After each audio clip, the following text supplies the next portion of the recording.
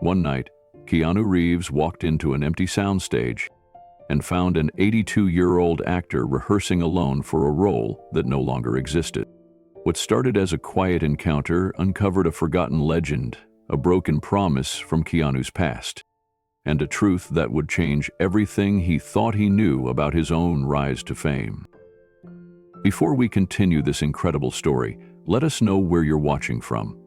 If you enjoy stories like this, subscribe to the channel, because tomorrow we have another inspiring story you won't want to miss. The air inside the soundstage building was still, the kind of quiet that only came after midnight. Most of the crew had gone home. The parking lot outside was nearly empty. Just a few service trucks and a guard sipping coffee in the booth. Keanu Reeves didn't mind late-night work. In fact, he preferred it. Fewer eyes, less small talk. Just the work and the silence that followed. He had just wrapped a last-minute voiceover session for an indie project, something small, something meaningful, and was making his way back through the hallways when he noticed a light still on at the far end of the corridor. It came from Soundstage 12. Officially, it wasn't in use. The door was slightly ajar, and through the narrow opening, Keanu could hear a voice. It was low, gravelly, measured, like someone reading Shakespeare, but softly enough that only the shadows would hear. Curiosity tugged at him. He stepped closer, careful not to make noise. Inside, under a single overhead spotlight, stood an elderly man. He was reading from a worn script, his posture slightly hunched but strong. His hands moved as he spoke, guiding each line with deliberate care. A small folding chair and a bottle of water sat nearby, but the man didn't sit. He didn't break. His focus was complete. Keanu watched from the doorway, silent. The man delivered a scene about loss, about a father searching for a child who no longer recognized him. The words weren't overacted. They were lived in. The kind of performance that didn't need an audience to be real. And then, the man stopped. He lowered the script, took a slow breath, and said softly to himself, "Line's still too tight. Need to stretch the pause." Keanu cleared his throat gently. The man looked up, not startled, just aware.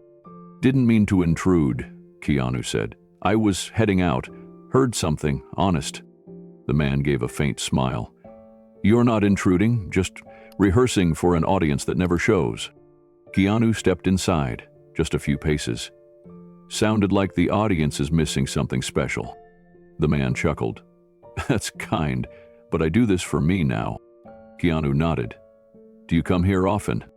"Every Tuesday and Thursday, sometimes Saturday, depends on the aches." There was a pause. Then the man extended a hand. "Harlan West?" Keanu took it. "Keanu." "I know," Harlan said, his smile warm but unsurprised. "You don't have to be introduced around here." But there was no awe in his tone, no neediness, just a calm acknowledgement. And that made Keanu stay just a little longer. Keanu stepped closer, eyes adjusting to the soft cone of light cast over the stage floor. The rest of the massive space was cloaked in darkness. Empty chairs were stacked along the far wall. A couple of props leaned unused against the backdrop of a faded cityscape. It felt like time had folded in on itself here, like the rest of the world had forgotten this corner of the studio. "Do you work on a specific project?" Keanu asked. Harlan gave a gentle shrug. "Not anymore, just keeping the gears oiled." He walked slowly to his folding chair, took a sip of water, and glanced back at Keanu. "Back in the day, we'd rehearse like this for weeks before a single camera rolled. No green screens, no second chances. You either had it, or you kept showing up until you did." Keanu watched him with quiet respect. "You still show up?" Harlan nodded. "Yeah, guess I do." For a moment, neither spoke. The silence was full, not awkward. Keanu knew the feeling. He'd spent long nights in dark theaters himself, trying to find the shape of a line, the honesty inside a beat. Harlan glanced at his script again. You know the funny part? I haven't booked a role in years, but I still run through monologues like someone's watching. Keanu said softly, maybe someone is. That earned a faint chuckle. Ghosts, maybe. Or habits. Not much difference after a while. Keanu looked down at the script resting on the nearby table. It was hand-annotated, corners worn soft, the spine taped twice over. What scene were you doing just now? The Silent Father, 1986, Harlan said. Off-Broadway, never saw it open, funding fell through. But I still have the script. Could never quite let it go. Keanu studied the title again. Something about it pulled at the edges of memory. I think I've read this before, he murmured. Harlan raised an eyebrow. Hard to imagine. Only 20 printed. Keanu looked up. I got a photocopy. In my early days. Someone handed it to me during a workshop. Said the words might help me break through a wall. Well, Harlan said with a slow smile, I guess sometimes words travel farther than the people who wrote them. They stood in stillness once more, two actors separated by decades, joined in a space not many understood. Keanu took a breath. It was good to meet you, Harlan. Harlan offered a nod. And you. Don't be a stranger. Keanu walked back toward the doorway, but he paused just before exiting. One more glance at Harlan, who had picked up the script again and was quietly mouthing the next scene. His posture was slower now, but deliberate. Focused. There was no camera, no director, no audience in the traditional sense, but the man still gave everything to every line. Keanu lingered a moment longer than he meant to. What keeps you coming back here? He finally asked. Harlan didn't look up. He answered while flipping to a new page. Most folks need a reason. I guess I just need the room. There was no bitterness in his tone. No complaint. Just a quiet truth. Keanu nodded once, understanding. Well, I hope the room keeps showing up for you. Harlan smiled without turning. It's all I've ever asked. With that, Keanu stepped into the hallway and let the door close gently behind him. The corridor lights buzzed faintly. A night custodian swept near the far wall. Somewhere outside, a generator kicked on. But inside Keanu's chest, something else had started humming. He walked to his car in silence, hands in his pockets, his mind still inside that dim-lit soundstage. He'd seen 100 auditions, 1,000 scenes, but what Harlan had done wasn't a performance. It was devotion, and Keanu couldn't shake the feeling that there was something about that man, something about his voice, his presence, that he'd encountered before, long ago, in a way he hadn't yet understood. The ride home was quiet, no music, no distractions. Just the echo of a line delivered with quiet heartbreak. You were the last thing I remembered, and the first thing I forgot. Keanu didn't know why that line stuck, but it did. By the time he got home, the night had deepened. He poured a glass of water and sat at the edge of his couch, the memory of Harlan's performance looping like a quiet melody. He picked up his notebook and jotted down a single sentence. Some men rehearse for a role. Others rehearse for something the world stopped asking them for. He underlined it once. Then he sat back and realized he'd be going back to Soundstage 12, not just out of curiosity, but because something unfinished had begun. The next morning, Keanu arrived early at the studio. He didn't have anything scheduled, no call time, no fittings. But the night hadn't left him. Harlan's performance, his presence, the weight in every line, it had stayed with Keanu like a whisper in the back of his thoughts. There was something familiar, something half-buried. He wandered toward the main office, where crew lists were kept. A young production assistant named Darren sat behind the desk. Morning, Keanu said. Darren jumped slightly. Oh, hey, Mr. Reeves. Didn't know you were in today. Just passing through, Keanu said. Hey, do you know a guy named Harlan West? Darren squinted. Harlan? West. Older guy?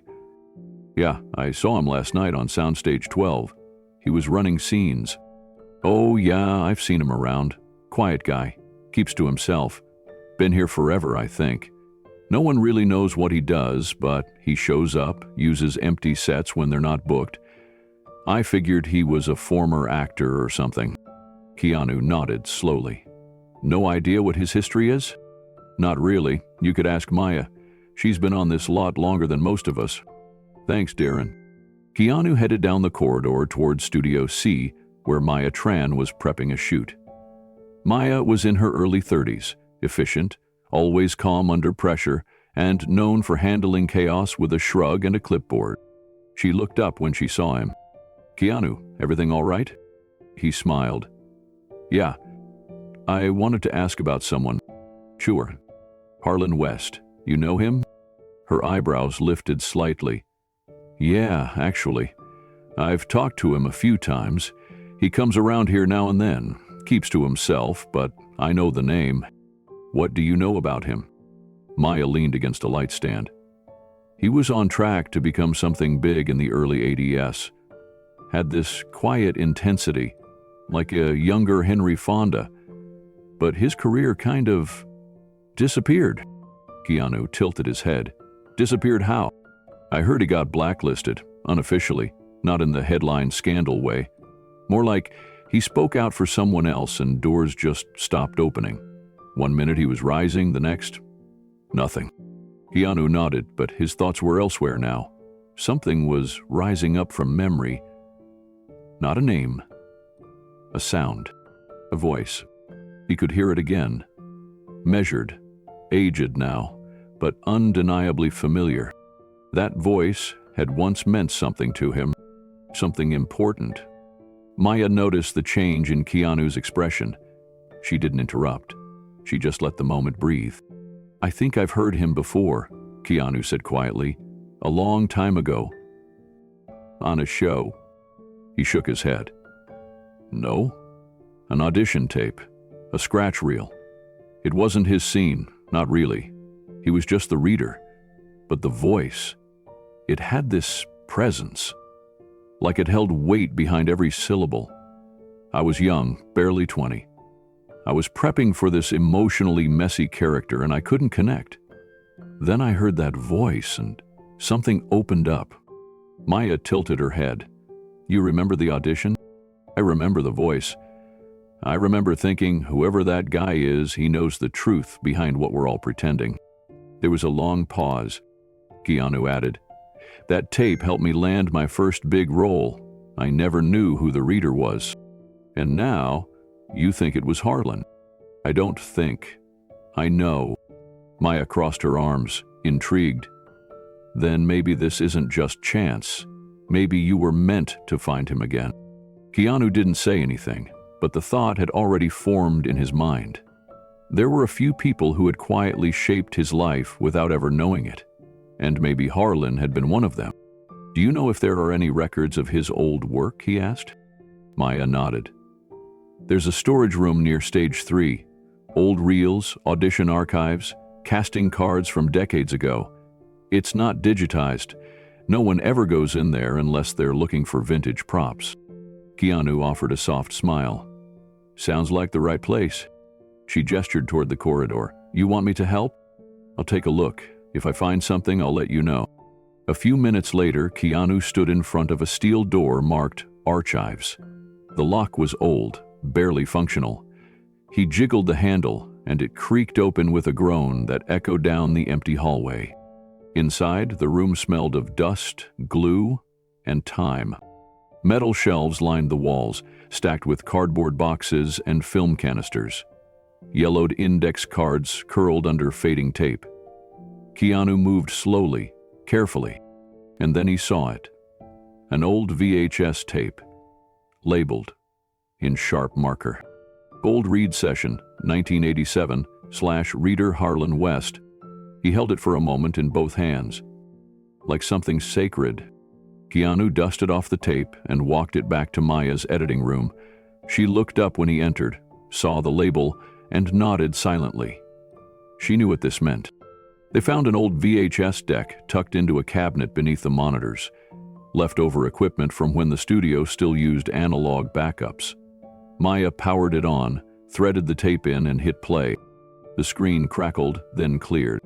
The footage began with a grainy image of a young Keanu, maybe 19 or 20, sitting at a table in a white-walled room with bad lighting. His hair was longer. He looked anxious, raw, like someone trying hard not to show he was trying too hard. Off camera, a voice spoke. "All right, Keanu, scene 2, take your time." And there it was, Harlan's voice. Even then, it carried the same calm strength. Deep, textured, unhurried. Like he wasn't reading lines, he was pulling them from somewhere buried. The scene began. Young Keanu stumbled through the first lines. Then, Harlan read his cue, a short paragraph about a father's silence, his disappointment, and the fear of saying too much too late. Something happened on the screen. Keanu leaned forward. The younger version of himself changed. His posture, his eyes. Like he wasn't just acting anymore, he was listening. The emotions kicked in, the lines followed more naturally, the scene shifted. And in less than 2 minutes, something real had passed between them, even though only one of them had been in the frame. Maya turned to look at the real Keanu beside her now. "You weren't acting after that line." Keanu nodded slowly. Because he wasn't either. They sat in silence, watching the tape finish. Harlan had said only a handful of lines, but those few had shaped a moment that had launched something bigger. Without credit, without follow-up, without even being remembered. Until now. When the screen turned black, Keanu stood. "Does he know this exists?" Maya asked. "No," Keanu said. "And I don't think he'd ask." She waited a beat. "What are you going to do?" Keanu didn't have an exact answer yet, but he knew one thing. This man, this voice, this presence, it had shaped him. And it was time someone else finally saw it too. He looked at the tape again. Some debts aren't paid in dollars. Some are paid in gratitude, long overdue. Keanu had the tape returned to storage, carefully. But his thoughts remained locked on Harlan's voice. That tone, that control, that quiet emotion. It wasn't something that could be taught. It had been lived through. And now, he wanted to see more, not for curiosity's sake, but out of something closer to reverence. He called Maya later that afternoon. "Do you know if Harlan ever appeared in anything significant, something released, even if it never went mainstream?" Maya paused for a moment, thinking. "I can check the old production ledger. There was a project in the early 80s. I remember seeing his name on a call sheet once. Give me 20 minutes? 20 minutes became 15. She called back. "Found something. 1983. A drama called The Hushed Return. Shot on a shoestring budget, produced by a now-defunct indie house. Never got a full release, but apparently screened at a few regional festivals. And you get a copy." "There's a battered reel in the archive," Mayo replied. "But I'm guessing you'd prefer a version that doesn't snap halfway through the climax." Keanu chuckled. "A digital file would be easier. I'll convert it and bring it by the screening room tonight." By sundown, they were seated in Studio A's private viewing suite. The lights dimmed. The screen flickered. The film began. The plot was understated. A returning soldier from an unnamed war finds his town changed, his identity fragmented. The lead actor was decent, the cinematography raw but earnest. But when Harlan appeared, something shifted. He wasn't the main character. He wasn't even billed in the top 5. But the moment he entered a dimly lit garage, sitting across from the protagonist with a tool belt and a cigarette, everything slowed. The scene was just 4 minutes long, a conversation about fixing cars and the silence between fathers and sons. But Harlan's delivery was flawless, not dramatic, not showy, just real.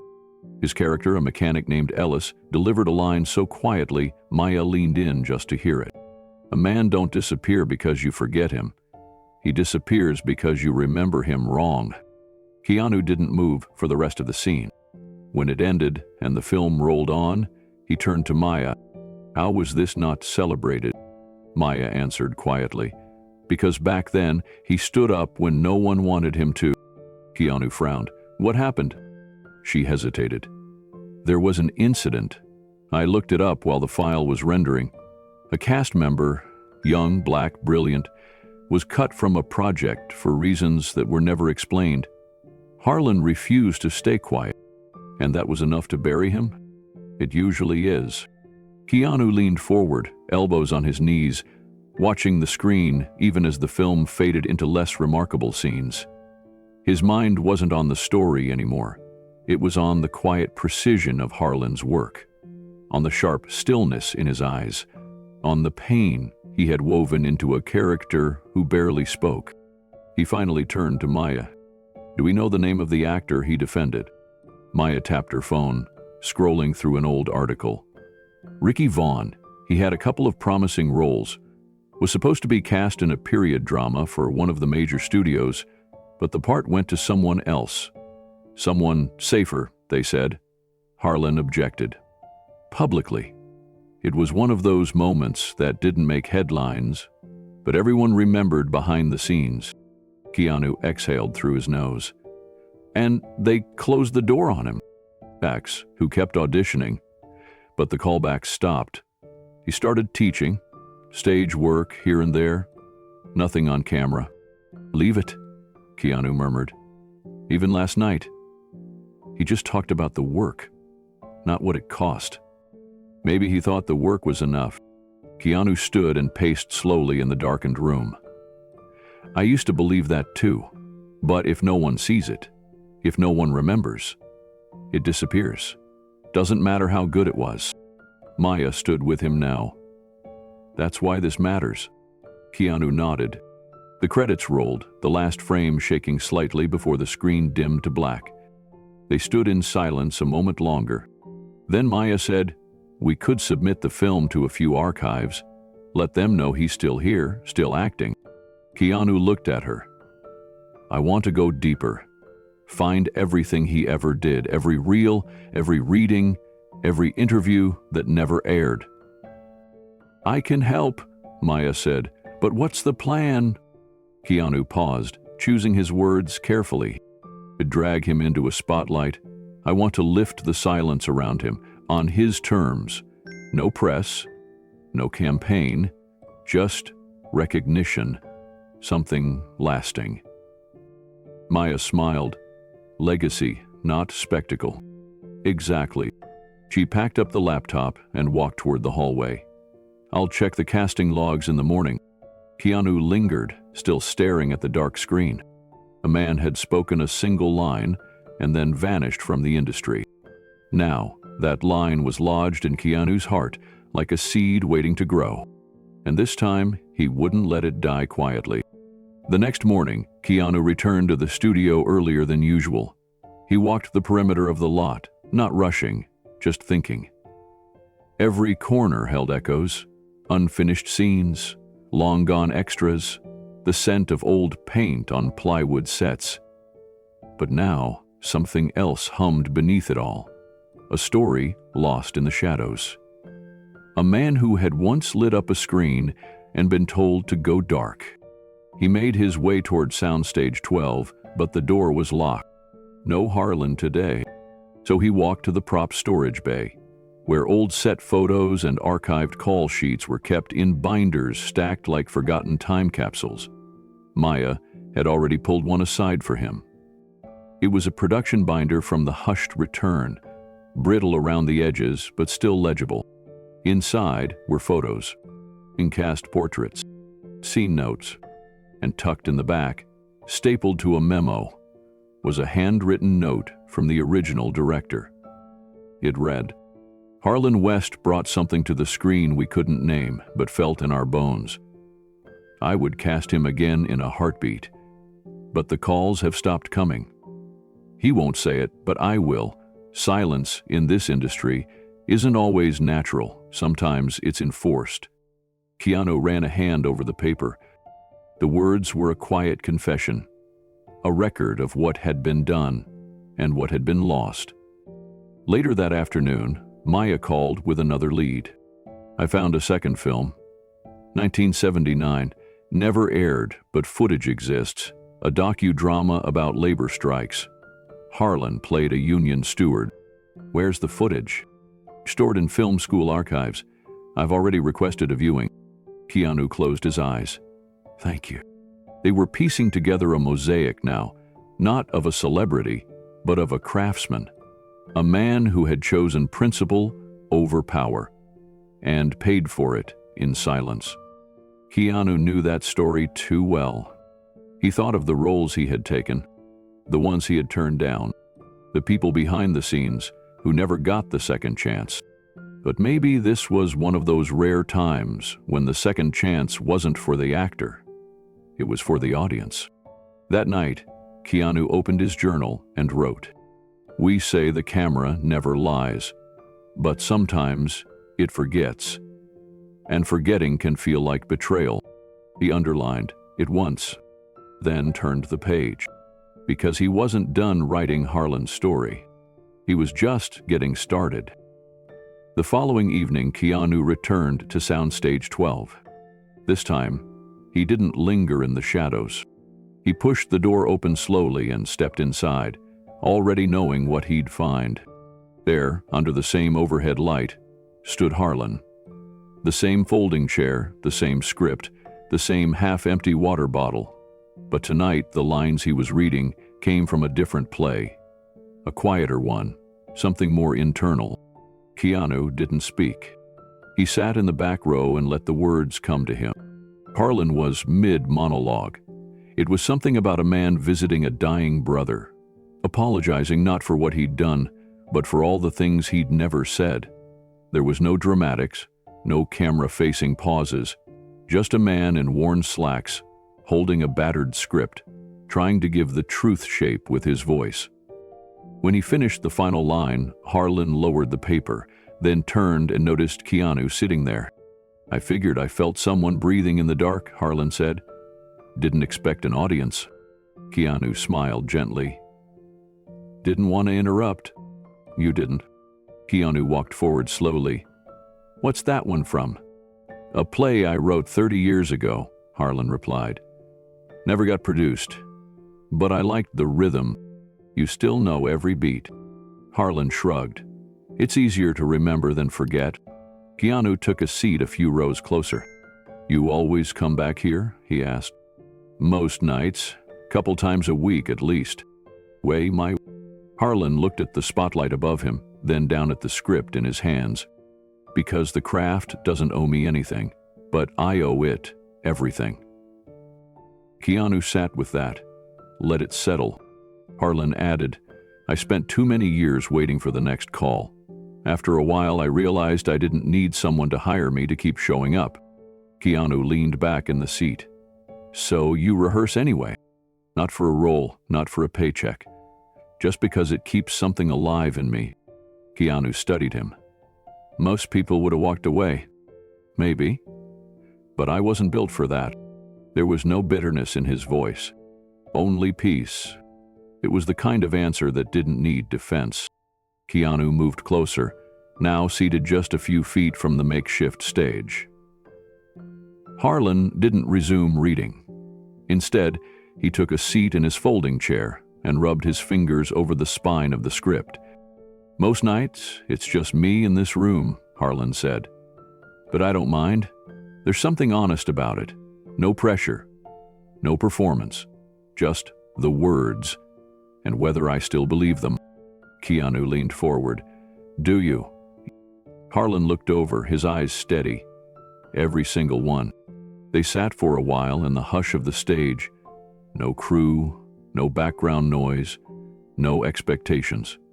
Just two men, one with decades behind him, one still carrying the weight of fame, sharing a quiet moment where all that mattered was the craft they loved. Keanu asked, "Did you ever think about Teaching? I did, a little, small workshops, but I always worried I'd be passing on bitterness instead of wisdom. Took me a long time to let go of what didn't happen. Once I did, I just wanted to protect the part of me that still loved this. He held up the script. This was the only place that didn't ask me to prove I belong. Keanu let out a slow breath. I've been on hundreds of sets, but I don't think I've ever heard anyone say it that clearly. Harlan gave a half smile. Truth has a way of sharpening when no one's clapping. Keanu glanced around the empty space, then looked back at him. You ever want to come back? Harlan chuckled. I never left. No, Keanu said. I mean, really come back. Not to prove anything, just to be seen. Harlan's expression didn't change, but his grip on the script tightened slightly. I'm not sure anyone's looking. They are now, Keanu replied. They just don't know it yet. Harlan looked away, toward the rafters. I'm not a cause, Keanu. I don't want anyone to feel sorry for me. Keanu shook his head. No one should. You're not a tragedy. You're a reminder. Of what? That the work matters more than the spotlight, and that showing up, even when no one's watching, still counts. Harlan didn't speak for a moment. Then, softly, he said, Then let's read something. Keanu sat up straighter. Yeah? I've got a scene you might like. It's about two brothers trying to decide whether to forgive each other. Sounds familiar. Harlan handed him a copy of the script. And for the next 20 minutes, the soundstage was no longer empty. The words moved between them like an old melody, unscripted in feeling, even though every line was printed in black and white. Harlan delivered each beat with quiet restraint, never pushing too hard, never slipping into pretense. Keanu responded instinctively, not performing but reacting. It was a dance without an audience, a conversation between two men who understood silence better than most. When the final line came, Harlan didn't say it right away. He looked down, then up, and let a few seconds pass before speaking. I didn't stay because I was strong, he said, voice trembling slightly. I stayed because I had nowhere else to go, where the truth didn't feel like lying. The line wasn't just good. It was alive. Keanu sat still for a moment after it ended. Then he let out a quiet exhale. That scene deserves a camera. Harlan shook his head gently. That scene deserves a room like this, but it won't stay here. Harlan didn't answer. Keanu placed the script down carefully. I don't know what you've lost over the years. I don't pretend to understand what it cost you. But what you've kept, your voice, your clarity, your belief in this craft, it's not invisible, not anymore. Harlan looked at him with eyes that had seen decades roll past without applause. I never needed it to be seen, just needed it to stay true. Keanu stood. Then let's make sure it lasts. The silence after that was full but not heavy. Two men stood in a forgotten soundstage, surrounded by nothing more than air and memory, and something unspoken passed between them. Not gratitude, not pity, but recognition, the kind that only comes when one soul acknowledges another. Not for who they were or what they could have been, but for what they still are, even after the world stopped asking. Harlan folded up the script and placed it back in his canvas bag. Keanu reached for his jacket, but lingered at the edge of the light. You coming back Thursday? He asked. Harlan gave a nod. Unless the ceiling collapses or the world finally ends. I'll bring coffee. Harlan smiled. Black, no sugar. Keanu nodded once and stepped back into the dark. And as the door closed behind him, he realized something simple and profound. Some of the greatest performances in the world aren't lost. They're just rehearsing for no one. Until someone finally notices. Keanu didn't sleep that night. After leaving Soundstage 12, he drove home in near silence, the city humming past him like a forgotten tune. But his mind stayed behind, stayed in that dimly lit room where Harlan's voice had filled the silence like an old friend returning. Back at his house, he passed the kitchen, ignored the soft light blinking on the answering machine, and headed straight for the storage room at the back of the house. It was a narrow space filled with years of mementos, handwritten notes, early scripts, and photographs from sets long wrapped. In the corner sat a battered black box labeled "Start." He pulled it down. Inside were things that didn't belong in a museum. Things no one else would recognize as valuable. The first theater ticket he ever bought with his own money.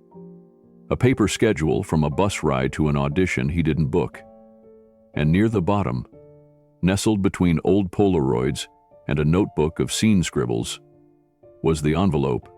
It had no name, just one word written across the front in faded ink. He remembered the day he received it. He had been 19, just off a failed callback. A casting assistant at a cold reading workshop had slipped it to him with a quiet nod and no explanation. "You might want to read this." He hadn't forgotten the words. He just hadn't known who wrote them. Keanu sat down slowly on the floor and opened the envelope. The letter inside had yellowed at the edges. The handwriting was precise, slanted slightly right, every line deliberate. To the actor who's wondering if it's worth it. If you're reading this, you've likely felt that strange quiet between auditions, the silence after giving everything and hearing nothing.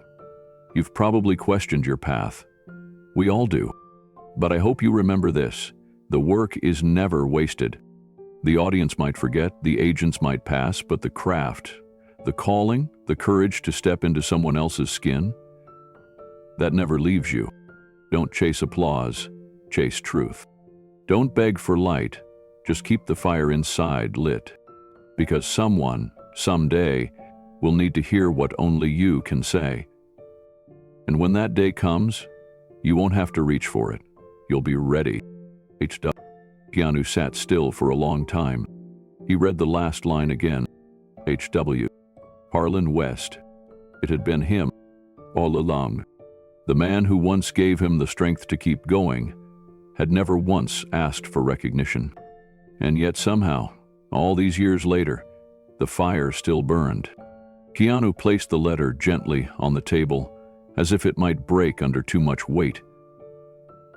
It felt like a piece of something sacred now, more than paper, more than memory. It was a truth he had carried for years without knowing who it belonged to. And now that truth had a name, a voice, a face. Harlan West, a man who had lifted him without knowing it, who had written words that found their way into the cracks of Keanu's doubt and gave him just enough to stay standing. He stood and crossed the room to a bookshelf near the window. Most of it was filled with scripts, but tucked into the corner was a small cedar box he hadn't opened in years. He found what he was looking for, a journal he kept only during the most uncertain times in his career. He flipped through pages of old entries, scribbled thoughts, frustrations, breakthroughs. And then, near the middle, dated April 17th, 1988, he found it. Today someone gave me a letter. I don't know who wrote it, but it stopped the noise in my head long enough for me to breathe. It reminded me that I don't have to be seen yet. I just have to be ready. I'm going to keep it. Not just the paper, the feeling. Keanu exhaled slowly. He hadn't been ready then, but the letter had stayed, quiet, patient, waiting for the moment it would fully make sense. He looked back at it now, the signature clear. H.W. It wasn't just a coincidence. It was a thread. He picked up his phone and called Maya. "Hey," she answered. "Everything all right?" "I found something," he said. "Actually, I found everything." "What do you mean?" "That letter I told you about, the one that got me through that rough patch early on. It was Harlan. He wrote it." Maya was quiet for a second. "Are you sure?" "Yes. His initials are at the bottom. And I remember the timing now. He was the reader in that audition, the voice, the words. It's all connected. Wow. Yeah, Keanu said. I don't know what he hoped would come of it, but it mattered. It changed me. It's part of why I kept going. Way back. So what do we do with that? She asked. Keanu looked back down at the letter. They'd honor it. Not with noise, not with fame, but with something that carries it forward. He didn't know what that looked like yet, but he knew it would begin with Harlan's own words and end with the world finally hearing them. The next morning, Keanu arrived at the studio early. He brought the letter with him, not as proof, but as a gesture, something he hoped Harlan would recognize, not just with his eyes, but with his heart. Soundstage 12 was quiet again, bathed in the soft gray light of dawn, slipping through high windows. Keanu waited in the third row with a cup of coffee resting beside him, black, no sugar. A few minutes later, Harlan walked in with his usual slow pace and canvas bag. He paused when he saw Keanu sitting there. "You're becoming a regular," Harlan said, a faint smile crossing his face. Keanu held up the folded letter. "I brought something. From you." Harlan tilted his head, puzzled, until Keanu handed him the envelope. Harlan took it, unfolded the paper, and stared at the lines. His hands didn't shake, but his expression shifted. Subtle, like something deep behind the eyes had stirred after years of sleep. "I wrote this a long time ago," Harlan murmured. "You never signed it with your name." "I didn't need to. It wasn't about me." Keanu nodded. It was about the next person trying to keep going. They stood in silence for a moment. "I kept it," Keanu said, "through everything. And I think it's time the world hears it, not just your voice, but your heart." Harlan folded the paper carefully and handed it back. "I didn't write it to be heard. I wrote it so someone wouldn't quit." "And they didn't," Keanu said softly. Harlan looked at him, something vulnerable but steady rising behind his words. "I never wanted applause.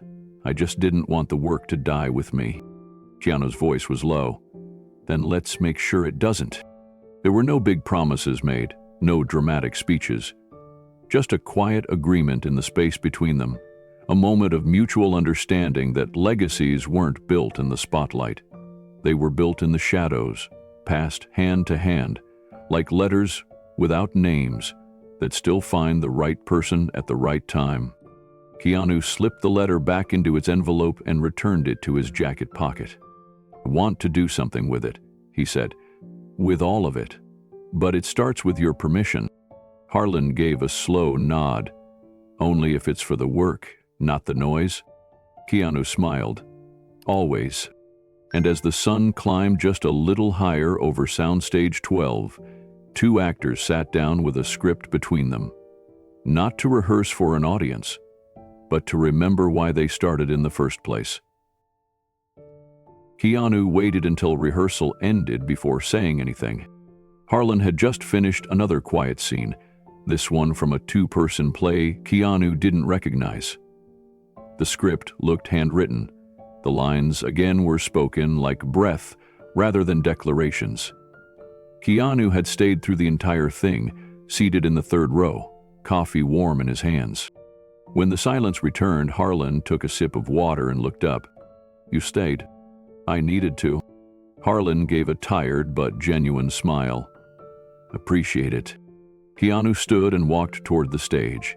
When he reached the edge, he pulled the envelope from his jacket pocket and held it out. "I brought this again." Harlan looked at it, then back at Keanu. "The letter." "Yes. I remember the words now," Harlan said. "I've written a lot like it. I used to keep a stack of them in my desk. Different versions. Sometimes I'd leave one in a script. Sometimes I'd hand one off to an assistant, just in case they knew someone who needed it." Keanu sat down on the edge of the stage beside him. "You said used to. When did you stop?" "On the time I realized most of them wouldn't be read. Or if they were, no one would know where they came from." "Maybe that was the point," Keanu said. "They weren't about being remembered. They were about helping someone remember why they started." Harlan looked away for a second, thinking. Most never replied. "I didn't expect them to." Keanu turned to face him fully. But I did read it, and I did keep it. 30 years. Through every major moment, every failure, every time I thought I didn't belong. That letter was the one thing that made me feel like maybe someone, somewhere, believed in what I was trying to do. Harlan's face didn't change, but his eyes shifted slightly, softening, widening, almost like they were adjusting to light they hadn't seen in a while. He didn't speak right away. Then he said, "You kept it for 30 years?" Keanu nodded. Carried it across cities, across careers, across everything. For a moment, Harlan looked shaken, not by regret, but by something deeper. Something like disbelief that a quiet act of kindness had survived the weight of time. And then he smiled. It was the kind of smile that came from a place long buried.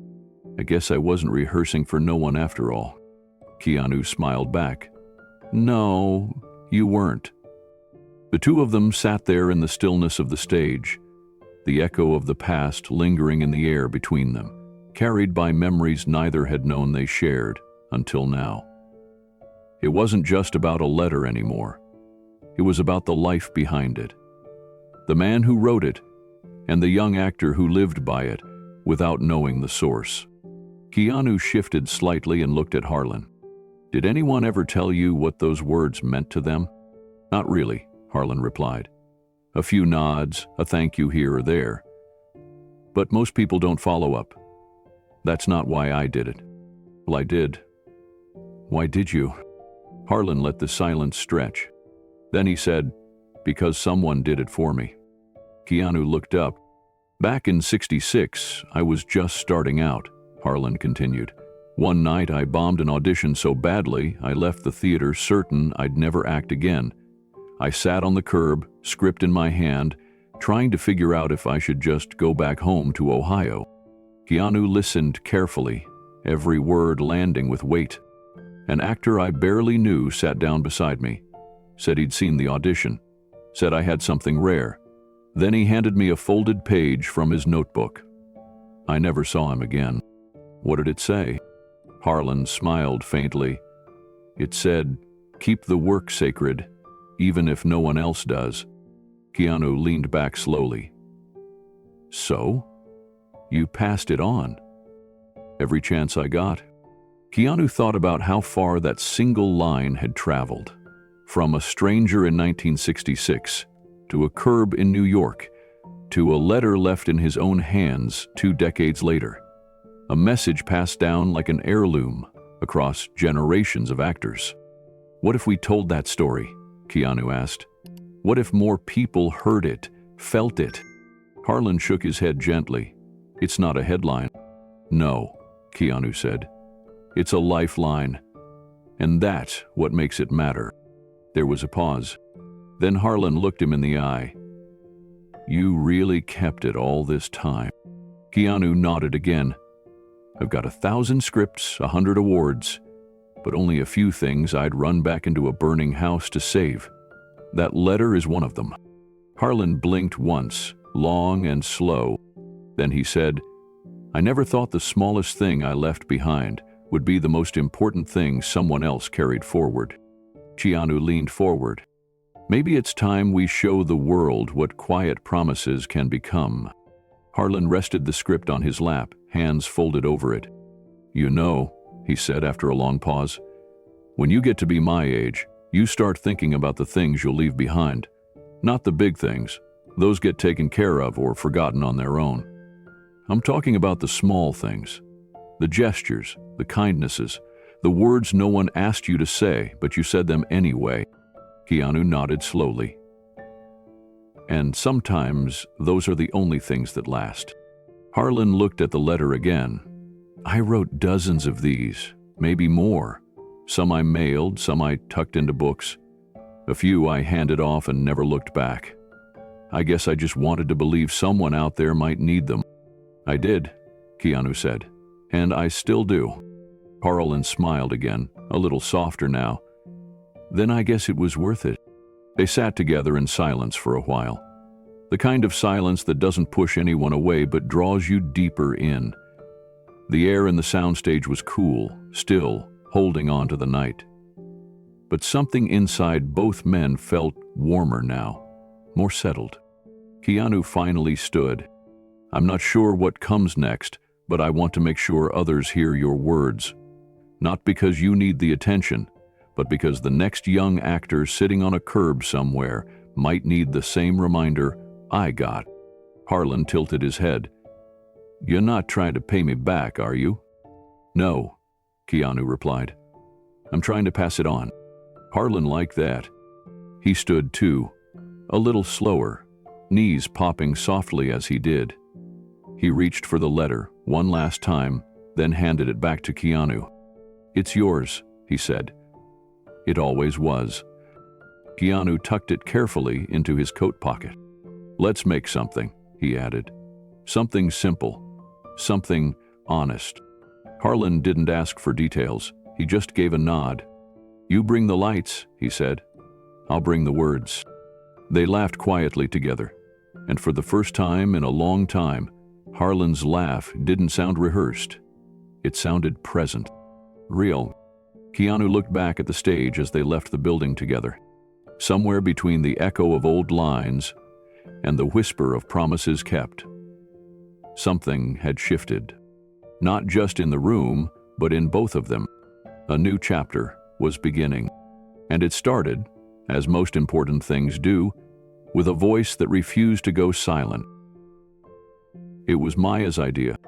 She approached Keanu in the editing bay one afternoon with a small camera bag slung over her shoulder and a determined look in her eyes. "I think we should interview him," she said. "Not for the press, not for YouTube, just for the record." Keanu looked up from his notebook. "He'll never agree to it." "El might," she replied. "If it's just us. No crew, no lights, just honesty."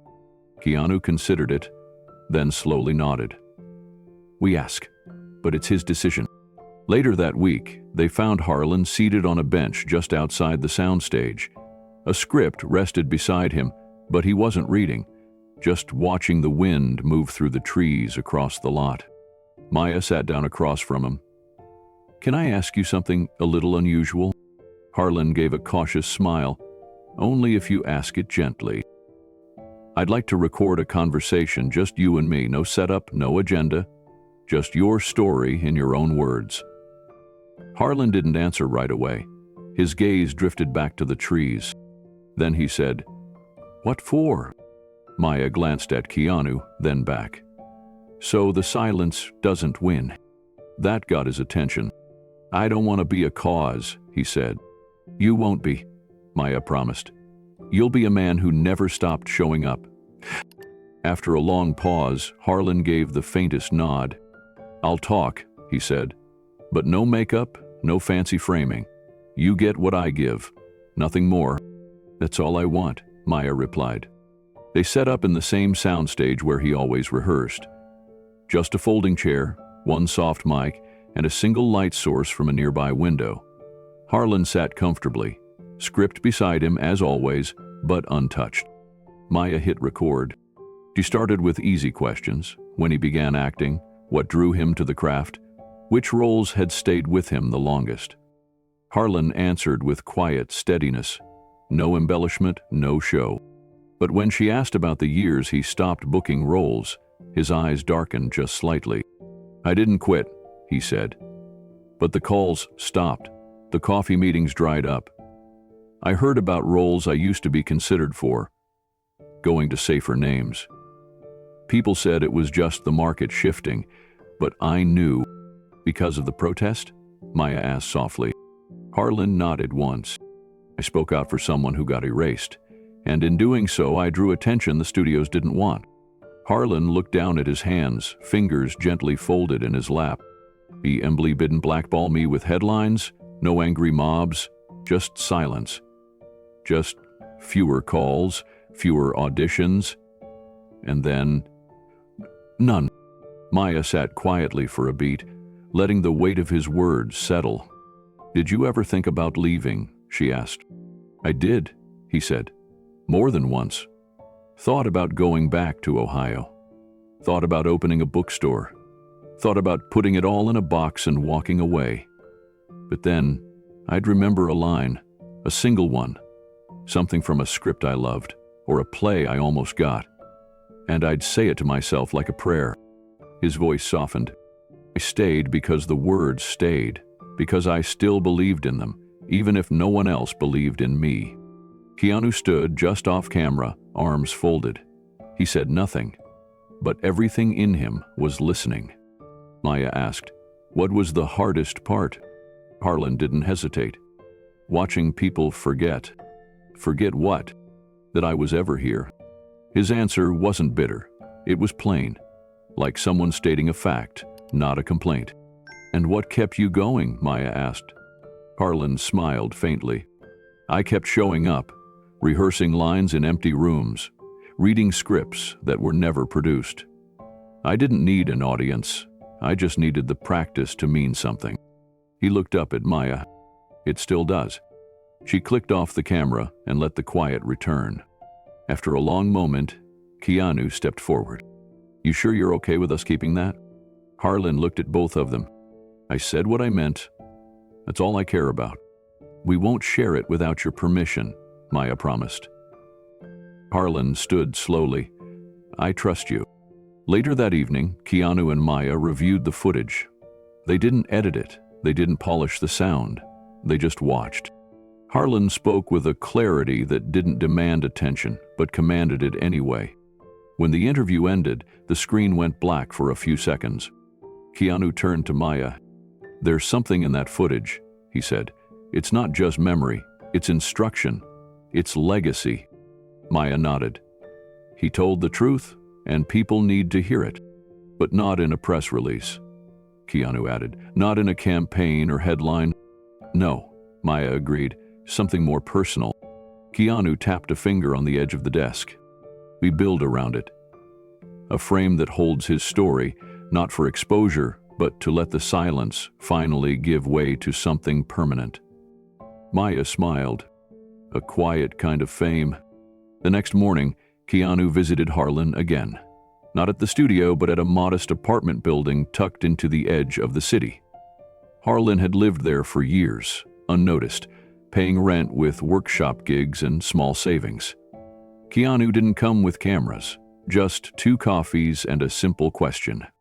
"Would you trust me to do something with your story?" Harlan raised an eyebrow. "You already are." Keanu smiled. "I mean something more." They sat on the small balcony overlooking a quiet street. The morning sun had just started warming the rails. "I don't want attention," Harlan said. "But if someone out there, some young actor, some tired artist, is sitting alone wondering if it's all worth it, and this helps, then maybe it's time." Keanu nodded. "Then let's keep it small, real, something that feels like you." That afternoon, Maya cut a short reel. Not a documentary, not a tribute, just Harlan, telling his truth in his own words. No score, no narrator, just the man and his voice. Keanu watched the finished version and said only one thing: "We don't need to explain him." Maya agreed. "We just need to let people hear him." They titled it, "The Words We Don't Forget," and they didn't upload it to a flashy channel or post it with trending tags. They sent it to one small acting school, then another, then to a few theater professors across the country. A quiet ripple. By the end of the week, dozens of students had watched it. Some wrote back. One note stood out. It read, "I was going to quit this week, then I heard him. I'm staying." Maya showed the message to Harlan the next time they met. He read it once, then again. Then he folded it, placed it inside his script, and said nothing, because he didn't need to. Later that night, Keanu sat on the floor of his home office, letter in one hand, old journal in the other. He thought of how long a quiet voice could echo, and how many lives it could touch before anyone even knew it was there. He picked up his pen and wrote in the margin of the page, "The spotlight moves, but the fire stays lit in the dark." And that was Harlan, a man not made for spectacle, but for life, the kind you don't see until you look closer. The idea came together quietly, just like everything else about Harlan's story. Keanu called Maya one evening and asked to meet at the studio. No agenda, just an idea he wanted to share in person. They sat in the empty screening room, the walls still humming from recent edits. Keanu pulled out a small notebook and slid it across the table. Maya opened it to find a 3-page handwritten treatment. A short film. The story followed a retired stage actor cleaning out his home after receiving news that the last theater he once performed in was being torn down. Through boxes, photographs, and one last recorded monologue, the man reflects on the roles he never got, the ones that saved him, and a promise he once made to return, one he never kept. It ended not with applause, but with silence. A peaceful kind of closure. Maya looked up. "This is Harlan's life. I want him to star in it," Keanu said, "and I want you to direct it." Maya blinked. "Me?" "Ed. Hal trusts you. You see him clearly. That's what this needs." "Then you?" "I'll produce it. Quietly. No studio notes, no release pressure. Just the story, told the way it should be." Maya flipped through the final page again. Her voice softened. "This is going to mean something." It already does. Production began 3 weeks later. They rented a single house in a quiet part of Pasadena. Just a few rooms, natural light, and enough space to feel lived in. The crew was small. Half of them were students from a nearby film school. The rest were friends of Maya's, young, passionate, and eager to be part of something real. Harlan arrived with a single duffel bag and his script already memorized. There were no trailers, no press kits, just folding chairs under an old oak tree in the yard and a table covered with coffee, granola bars, and notes scribbled on recycled paper. Keanu kept to the background.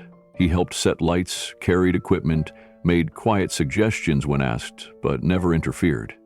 This wasn't his stage. It was Harlan's. And when the cameras rolled for the first time, the entire crew fell silent. Not because they were instructed to, but because something about Harlan's presence demanded stillness. He didn't perform. He became.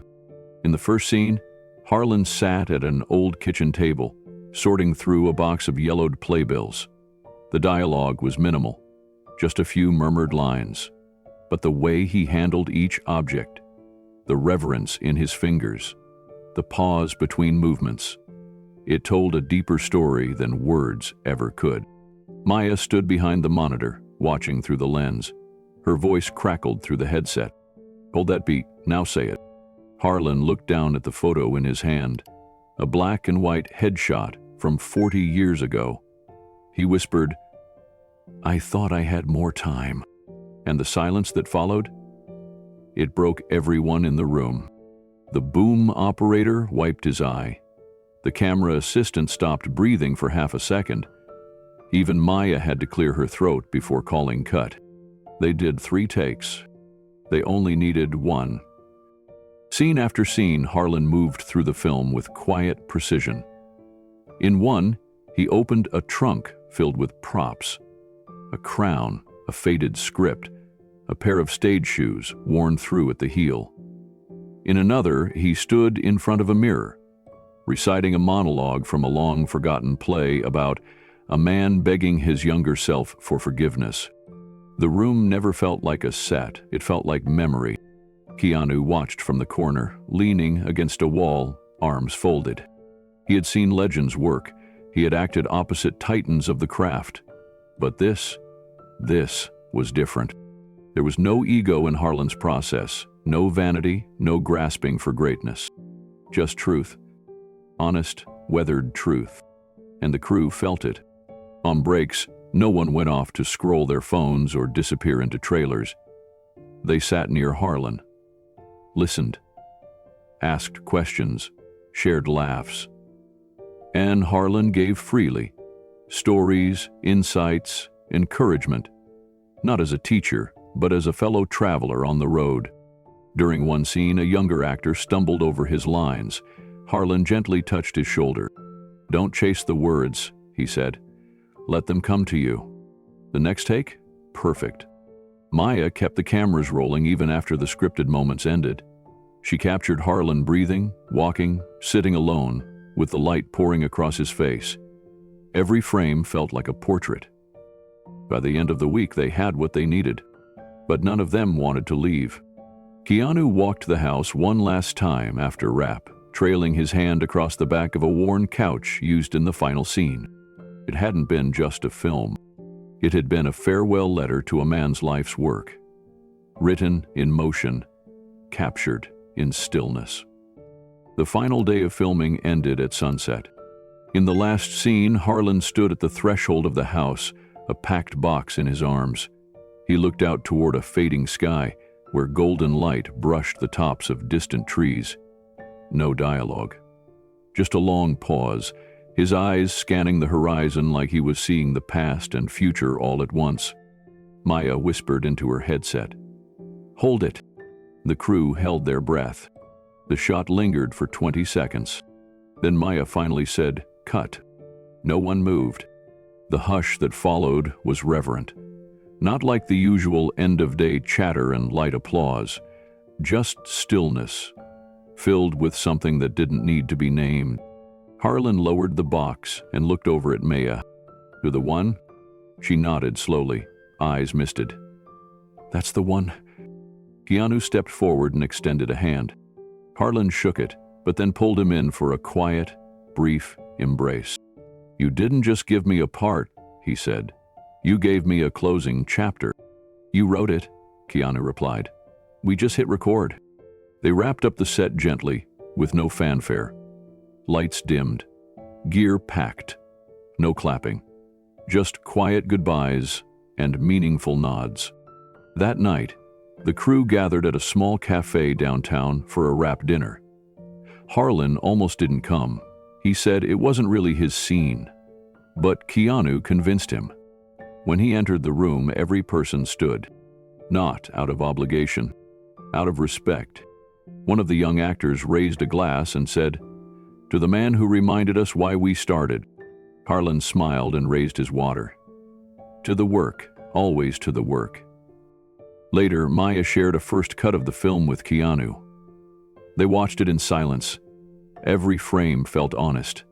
No rush, no drama for drama's sake, just life, weathered and worn and beautiful. Harlan's performance wasn't loud. It didn't need to be. His eyes did more than most scripts could. And when the last scene faded to black, Keanu whispered, "That's the truth." They agreed on one thing. This film wouldn't be entered into festivals, not yet, not promoted for awards. They'd start with a few quiet screenings, and the acting school where Harlan's letter had been sent, another at the old theater where he once read lines alone in the dark, and maybe, one day, it would travel farther. But for now, it would live the way it had been made, widely or intentionally, and with love, because some stories don't need to be shouted to be heard. They just need to be told with care, and this one had been. The set had been officially wrapped, equipment was packed away, the crew had begun filtering out, and the house in Pasadena sat quiet again.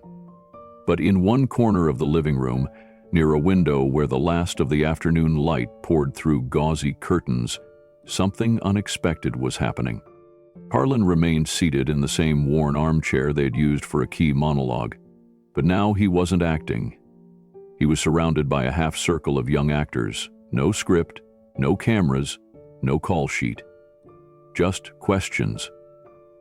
Maya noticed it from across the room. She had been reviewing notes by the monitor when she caught the stillness in the space, the kind of quiet that didn't ask for attention but held it anyway. She lifted her camera without saying a word and pressed record. Harlan was demonstrating something so subtle it would have been missed by anyone not paying close attention. He stood and walked 3 slow steps across the room, then stopped. "Feel that?" he asked. One of the younger actors nodded but looked unsure. "Feel what?" "The shift," Harlan said, the breath in the room. the way the silence lands differently after motion. They watched as he stepped forward again, then paused. No line, no cue. But if you wait just long enough here, that's where the truth lives. Maya adjusted the lens. Harlan looked at them. Acting's not about saying the line perfectly. It's about knowing when not to say it. The room was silent again, but not empty. It was full with learning, respect, and something sacred. Harlan sat back down and continued. When I was your age, I thought it was about the words. And they do matter, but what lies between the words, that's where the audience breathes with you. That's where they lean in. The youngest actress among them, maybe 21, asked softly, "How do you know when it's enough?" "You don't," Harlan said. "That's the work. That's the life. You feel your way forward. Some nights you'll miss. Others, you'll land on something so honest it scares you, and that's when you know you've touched something real." No one interrupted. No one looked away. Maya kept the camera steady, heart full, and from the hallway, Keanu stood watching. Not as a star, not as a producer, just as another actor, humbled by what he was seeing. There were no flashbulbs, no standing ovations. But on that afternoon, in that room, a generation leaned in to listen. And one man, who had spent decades in silence, taught them how to carry something forward. The circle stayed unbroken for over an hour.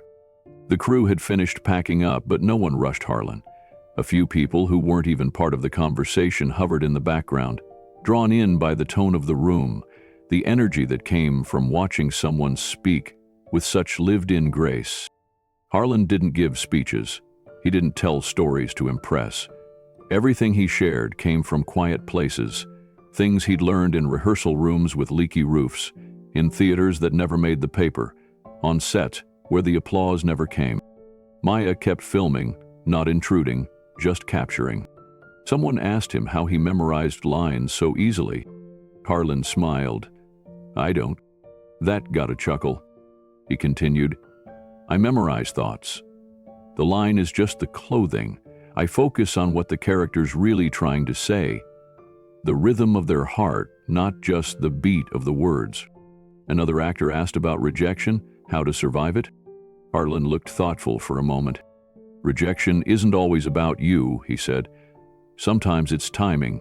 Sometimes it's fear on their part. And sometimes it's grace in disguise. If I hadn't been turned down a dozen times, I wouldn't have ended up right here, and I wouldn't trade this moment for a red carpet." Keanu listened from the hall, arms crossed, leaning against the wall.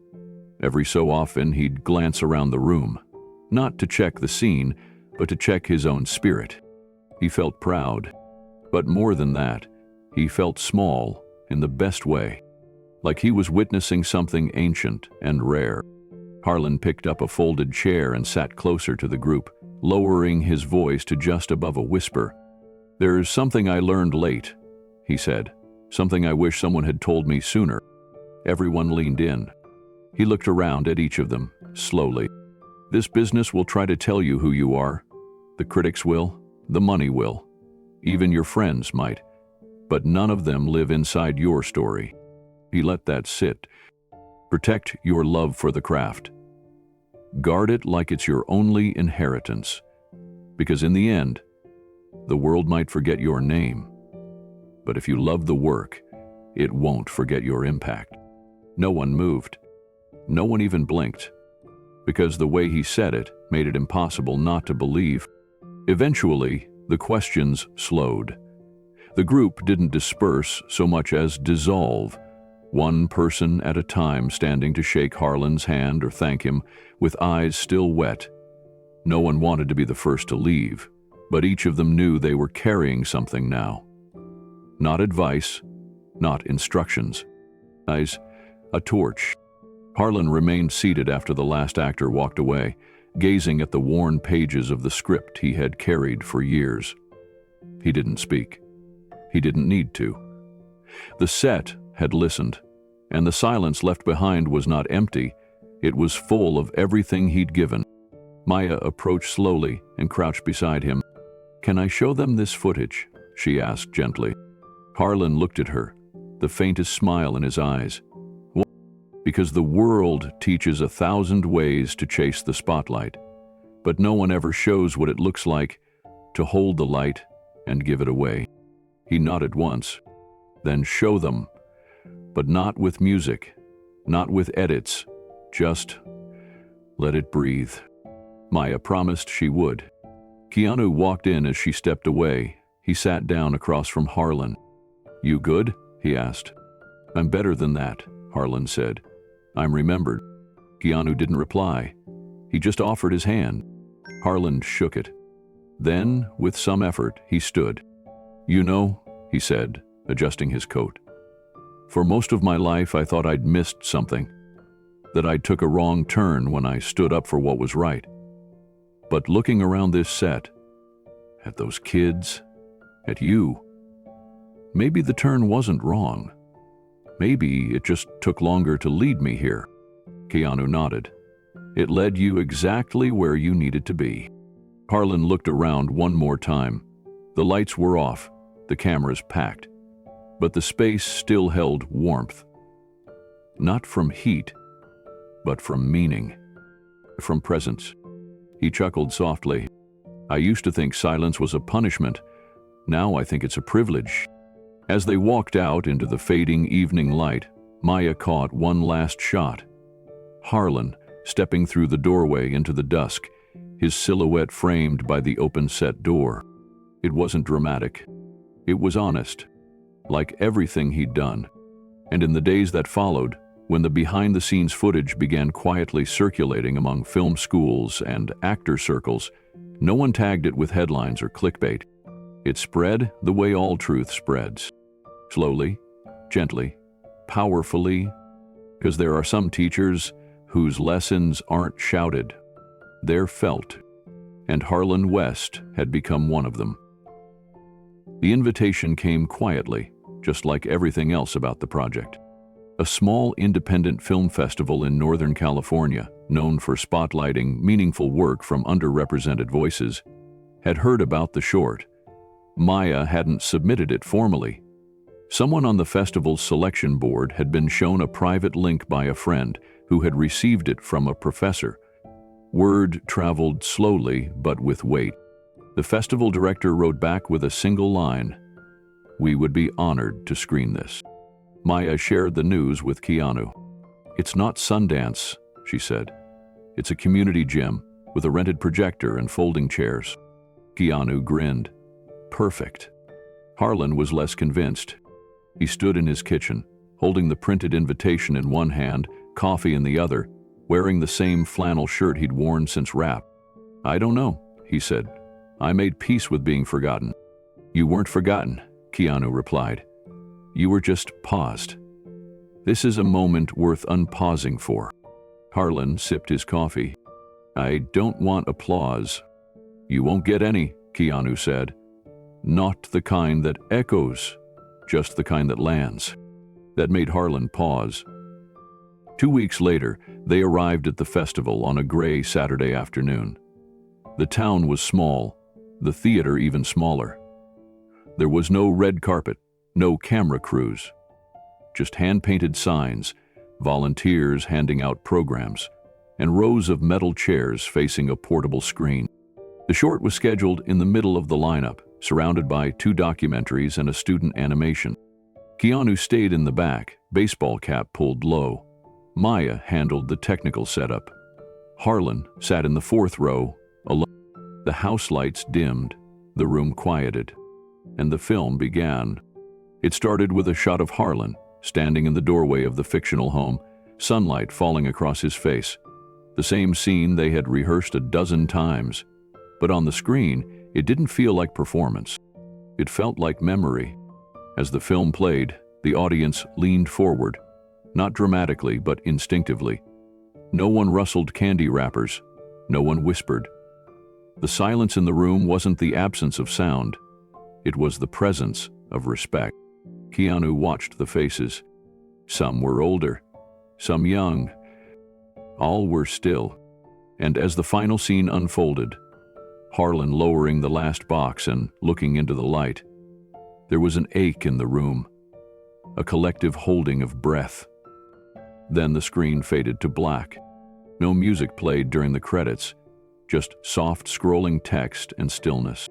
Harlan's name came last, not as a star, just Harlan West as himself. For a moment, no one moved. Then it began. Soft, almost uncertain at first. A single pair of hands, then two, then more. It wasn't the explosive standing ovation you'd find at a premiere packed with industry hype. This was different. This applause didn't rise like a wave. It settled like rain. The audience stood, not in excitement, but in reverence. No whistles, no shouting. Just long, measured clapping that carried the weight of something deeper than entertainment. Keanu remained in the back, hands in his pockets, watching Harlan's back from across the room. He saw the moment it hit. Harlan didn't stand. He didn't turn around. He simply lowered his head and wiped one trembling hand across his cheek. Maya, sitting nearby, reached over and rested a hand gently on his shoulder. Harlan breathed in slowly, then stood. Not with drama, with grace. He turned toward the crowd, gave a quiet nod, and then sat again, his shoulders folding inward as the clapping continued. When it finally faded, someone called out, not loudly, not performative, "Thank you." And another voice echoed it. Not to the cast, not to the crew, to him. Harlan didn't answer. He just smiled, one hand pressed to his chest. Later, when the house lights returned and people filed slowly toward the exit, a few stopped by his seat, not for autographs, not for photos, just to say that meant something. Keanu met him outside, where the sun was dipping below the hills and the festival volunteers were stacking programs. "You all right?" he asked. Harlan nodded slowly. "I've been clapped for before, but this felt like being seen." "It was," Keanu said, "by people who understood." Harlan chuckled once, low and almost surprised. "I thought I was too old for firsts." "You weren't," Keanu replied. "You just needed the right frame." They stood in silence a moment longer before Maya approached with 2 hot chocolates from the concession stand. "Film's yours," she said, handing one to Harlan. "They ran out of coffee." He took it, holding it with both hands. "This is enough," he said, "this whole night." Maya smiled. "It was never about the crowd." "No," Harlan said. "It was about the ones who listened." Keanu raised his cup. "To those." And the 3 of them stood on the curb as the marquee lights flickered off behind them, quietly holding the kind of joy that doesn't demand noise to be real. They didn't go out afterward, no parties, no receptions. Instead, Harlan asked if they could drive somewhere quiet. So Keanu took the wheel, Maya in the back, and they followed the winding 2-lane roads out of town, past sleepy fields and sloping hills, until the headlights landed on a gravel turnout beneath a starlit sky. Harlan stepped out slowly and walked a few paces into the open air, wrapping his jacket tighter as the breeze moved through. Keanu stood beside him.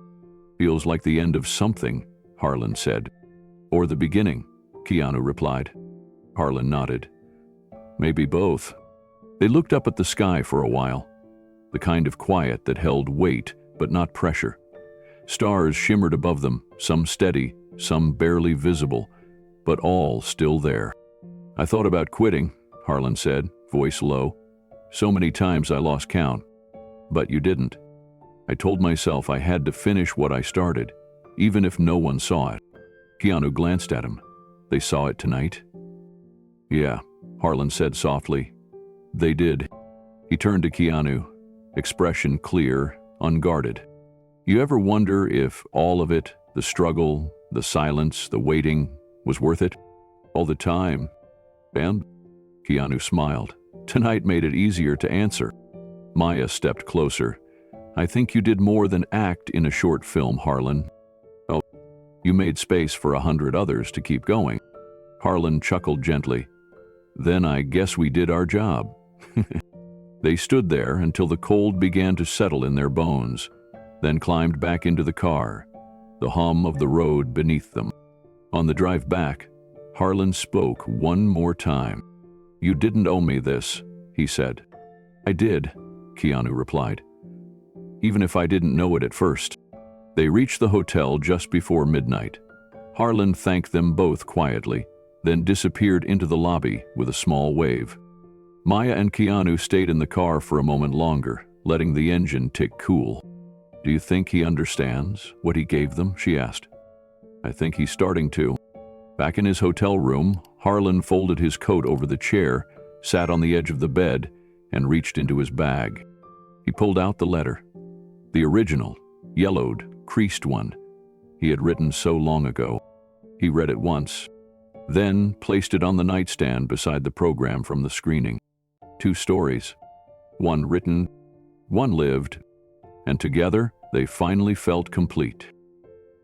The morning after the screening, the town's festival organizers added a last-minute panel to the day's schedule.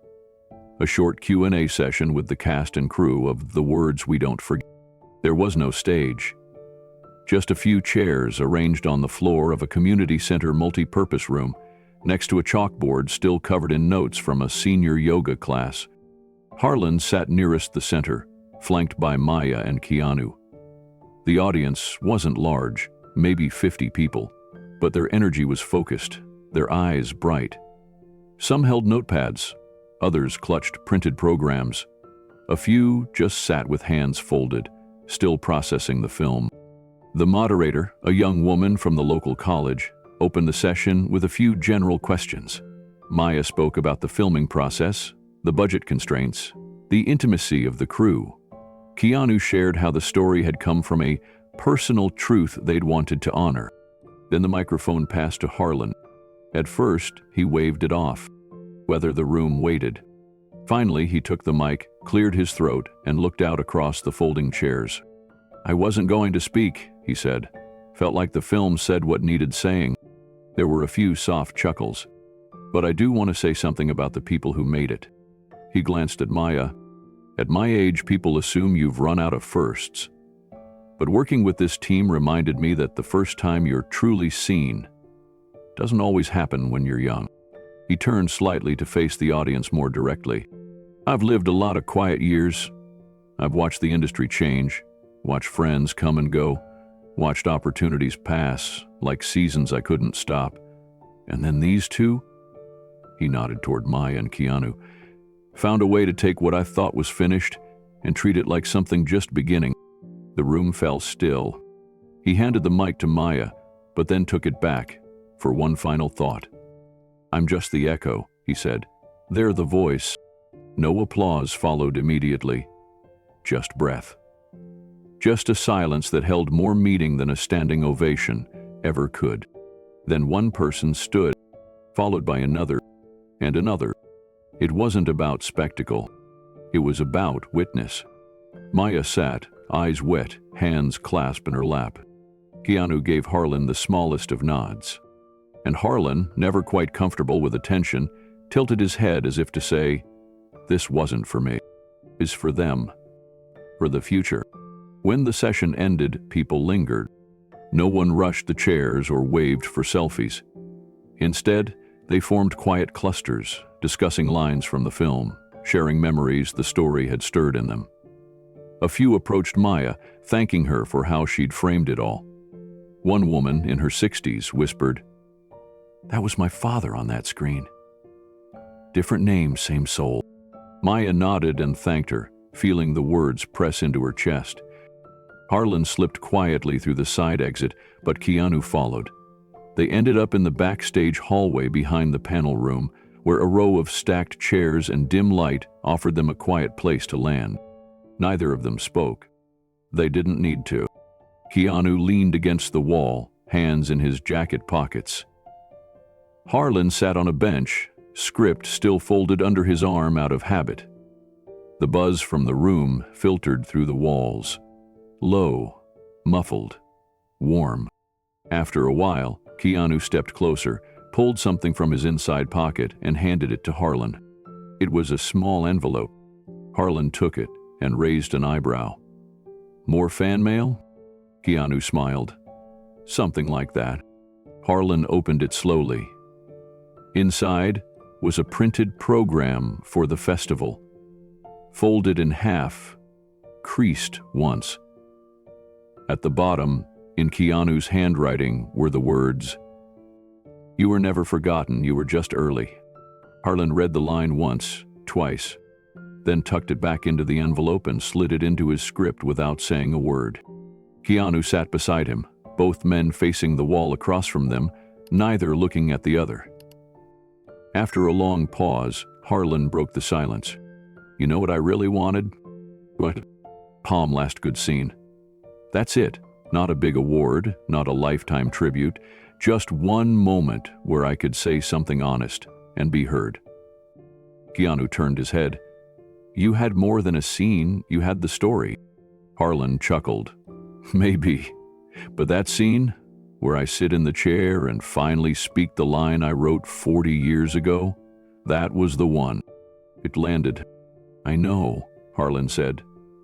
"I could feel it." Another silence passed between them, but it wasn't awkward. It was filled with all the things they both knew didn't need to be spoken. A quiet kind of respect, the kind that comes when you've seen someone through, not to fame, not to redemption, but to dignity.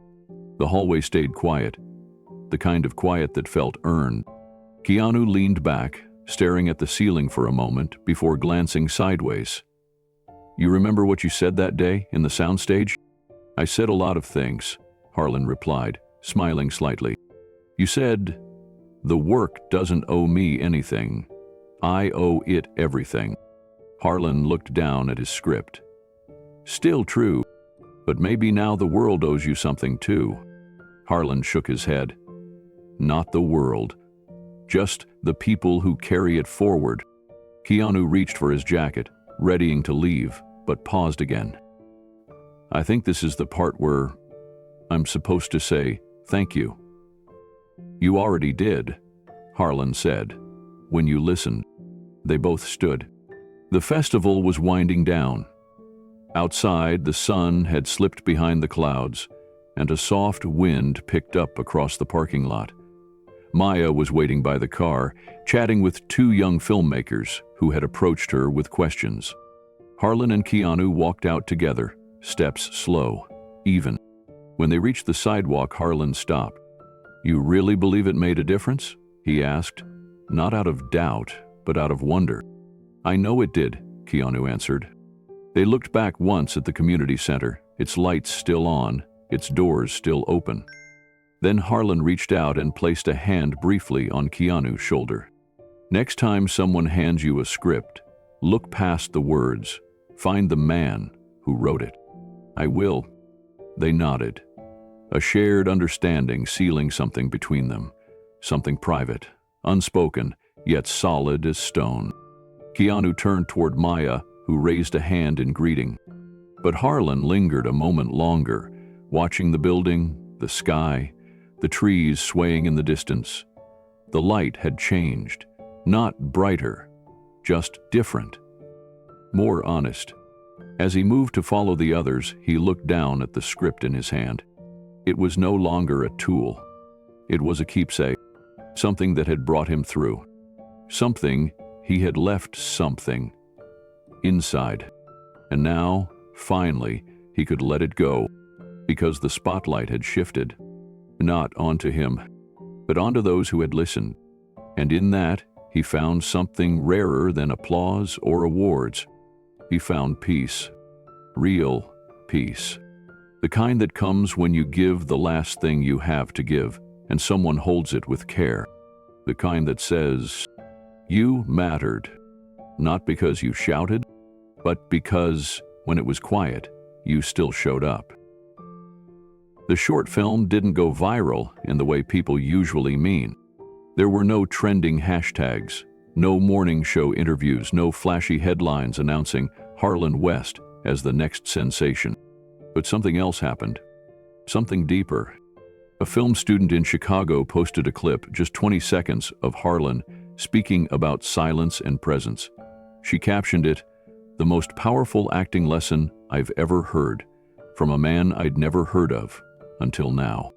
Within days, it was shared across private actor forums, theater group chats, and small college communities. Another student, this time from a conservatory in Toronto, wrote an essay titled "The Man Who Rehearsed Without Applause," inspired entirely by that clip. It was published in a niche journal for emerging performers. A week later, the editor received 6 more submissions referencing the same quote, "I'm just the echo, they're the voice." Maya kept a quiet folder of these responses. She didn't send them to Harlan right away. She wanted to gather enough so when he did see them, he'd understand just how far his voice had carried. One day, a message came from a respected casting director in Los Angeles. It was simple. "Is this the same Harlan West who stood up for Ethan Callaway in '89? Maya replied, "Yes, why?" The next message came a minute later. "Hell saved Ethan's career. We were about to drop him from a pilot." Harlan told the execs, "You're looking at a star. You just don't know it yet." Ethan Callaway had gone on to become a major name in television, headlining several network series. Few people remembered his early setbacks. Fewer still knew who stood in his corner back then. Until now. Another message came, this time from a playwright in New York. She said Harlan had once stayed after a reading and handed her a single note. "Don't trim your language. The world needs its edges." She never forgot it. She built a career on that edge. Messages kept arriving. From voice coaches, from former extras, from lighting assistants who'd worked with Harlan decades earlier. Each one described a moment, small to the outside, unforgettable to them, when Harlan's presence had changed something, protected something, encouraged something. Maya shared the folder with Keanu. He read every message in one sitting. When he finished, he simply said, "This is what legacy actually looks like." Then he asked Maya if she was ready to take a road trip. They didn't tell Harlan where they were going, just that it was a short drive and that he might want to bring his script. He grumbled playfully on the way out the door. "If this ends with me in a tuxedo giving a speech, I'm walking home." "It won't," Keanu said, smiling. "You'll just be in a chair, talking." They pulled up to a quiet brick building just after 10 a.m., a small liberal arts college tucked against the edge of a California hillside.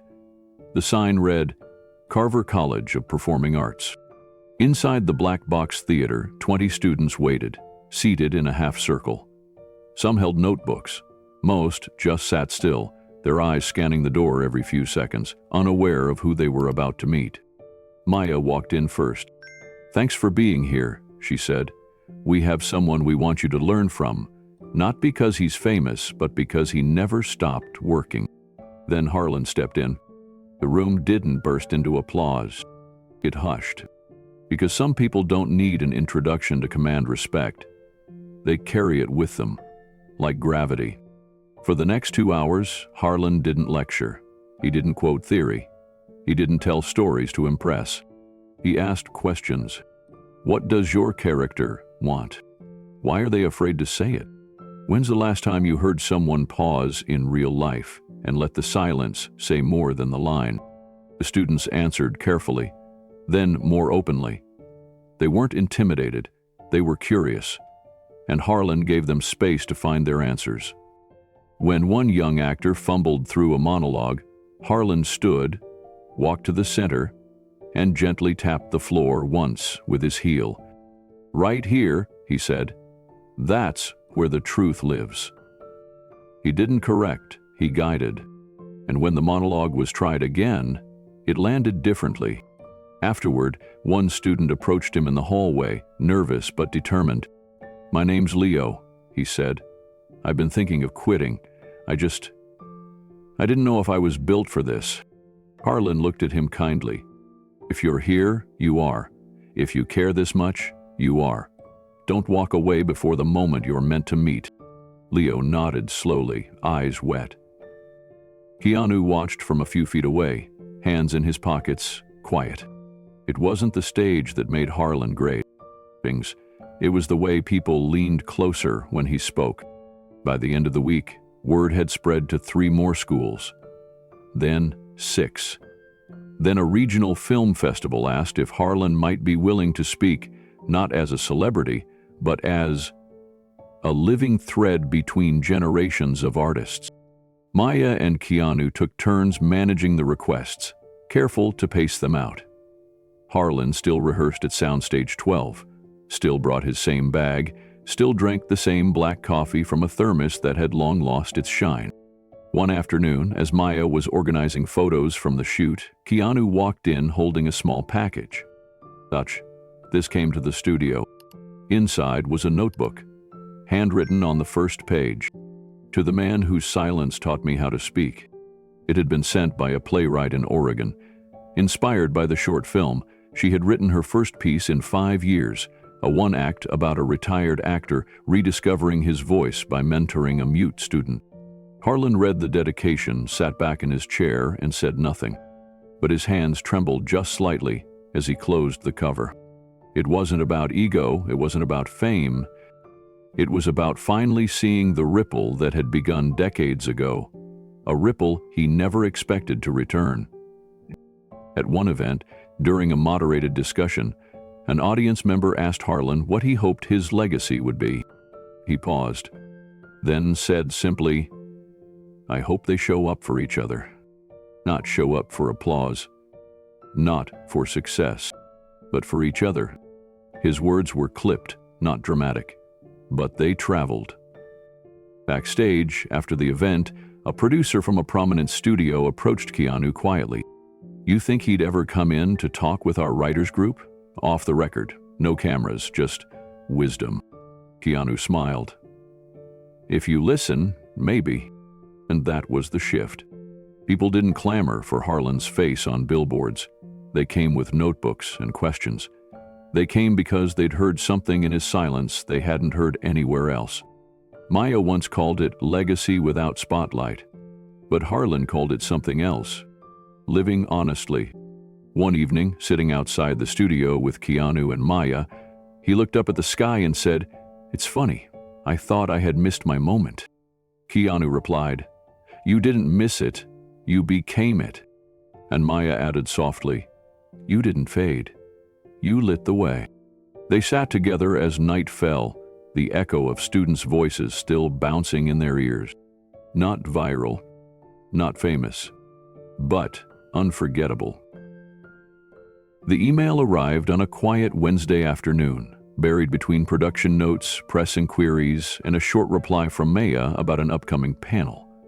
Keanu had nearly missed it, just another line in an inbox that never seemed to shrink. But something about the subject made him pause. "From my father, for Harlan West." He clicked. The message was short, careful, and personal. "Dear Mr. Reeves, my name is Julia Lennox. I'm writing to you not as a fan, but as a daughter. My father, Malcolm Lennox, was an actor in the 1000, 970s, and early 80s. He never became famous. He played small roles, supporting characters. The guy with the clipboard or the second detective. He always talked about one man with deep respect, Harlan West. They worked together briefly, once, maybe twice, and they stood together during a protest against casting discrimination in 1981. But my father didn't stay, Harlan did. My dad took the deal. He told himself it was for us, for the mortgage, for the health insurance. He lived with that choice for the rest of his life. After he passed, I found a letter, a handwritten note to Harlan, never sent. I scanned it, it's attached. I hope Harlan is well, and I hope, if you're still in touch with him, you'll find a way to give this to him, or at least know that someone, somewhere, remembered. With gratitude, Julia Lennox. Keanu sat back in his chair, letting the words settle. The name Malcolm Lennox stirred something faint. He'd seen it once or twice in film credits from older crime dramas, but it wasn't familiar. Still, the message felt important, personal in a way that asked for more than a reply. He opened the attachment. It was a scanned letter, handwritten in steady lines. The paper had yellowed at the edges, the ink had slightly bled in places, but the voice in it, firm, humble, filled with remorse, was unmistakably clear. Harlan, I should have stood longer. I should have stayed. I told myself I had no choice, that I had mouths to feed. But the truth is, I just couldn't carry what you did.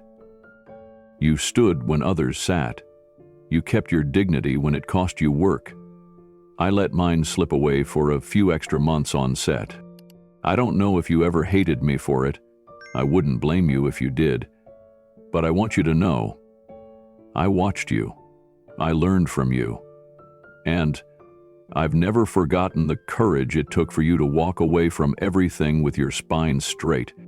You were the better man. You still are. I hope someday you'll forgive me for not saying this sooner. Malcolm. Keanu printed the letter, held it in both hands, and let the silence around him stretch. Some apologies arrived too late, but some, when shared the right way, still reach where they need to. Keanu waited until the end of the week before showing the letter to Harlan. He didn't hand it off casually, didn't fold it into conversation like something light. Instead, he asked Harlan to meet him at the studio, Soundstage 12, the place that had quietly become their shared cathedral of memory. When Harlan arrived, he was holding his usual thermos and script. I thought we wrapped this story already, he said with a half smile. We did, Keanu said, but sometimes the story circles back. They sat in two of the old chairs left on set. No camera, no crew, just them and a quiet afternoon sun coming in through the high windows. Keanu handed Harlan a fresh printout. No envelope, no preamble. I got this from someone named Julia Lennox. Harlan's brow furrowed slightly as he took the paper and adjusted his glasses. For the next few minutes, he didn't speak. He read every word, slowly, paused at the name. Malcolm. The edges of his mouth tensed. His jaw moved slightly, like it was working through something deeper than memory. When he finished, he stared down at the last line. I hope someday you'll forgive me, and let the page rest on his lap. Malcolm, he said quietly. Now there's a name I haven't heard in decades. Keanu waited. Had a good voice, Harlan said after a moment. Soft but strong. The kind you remember in a quiet scene. I never knew he felt this way. Never said it. Of course he didn't, Harlan said, almost to himself. People don't know how to say these things out loud. He looked up, not at Keanu, but at the far wall, as if he could see through it.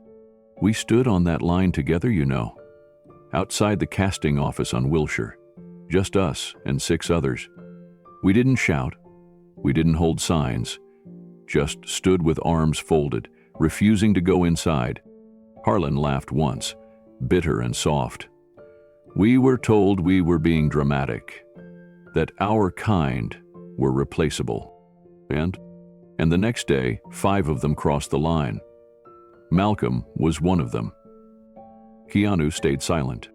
I didn't hate him, Harlan continued.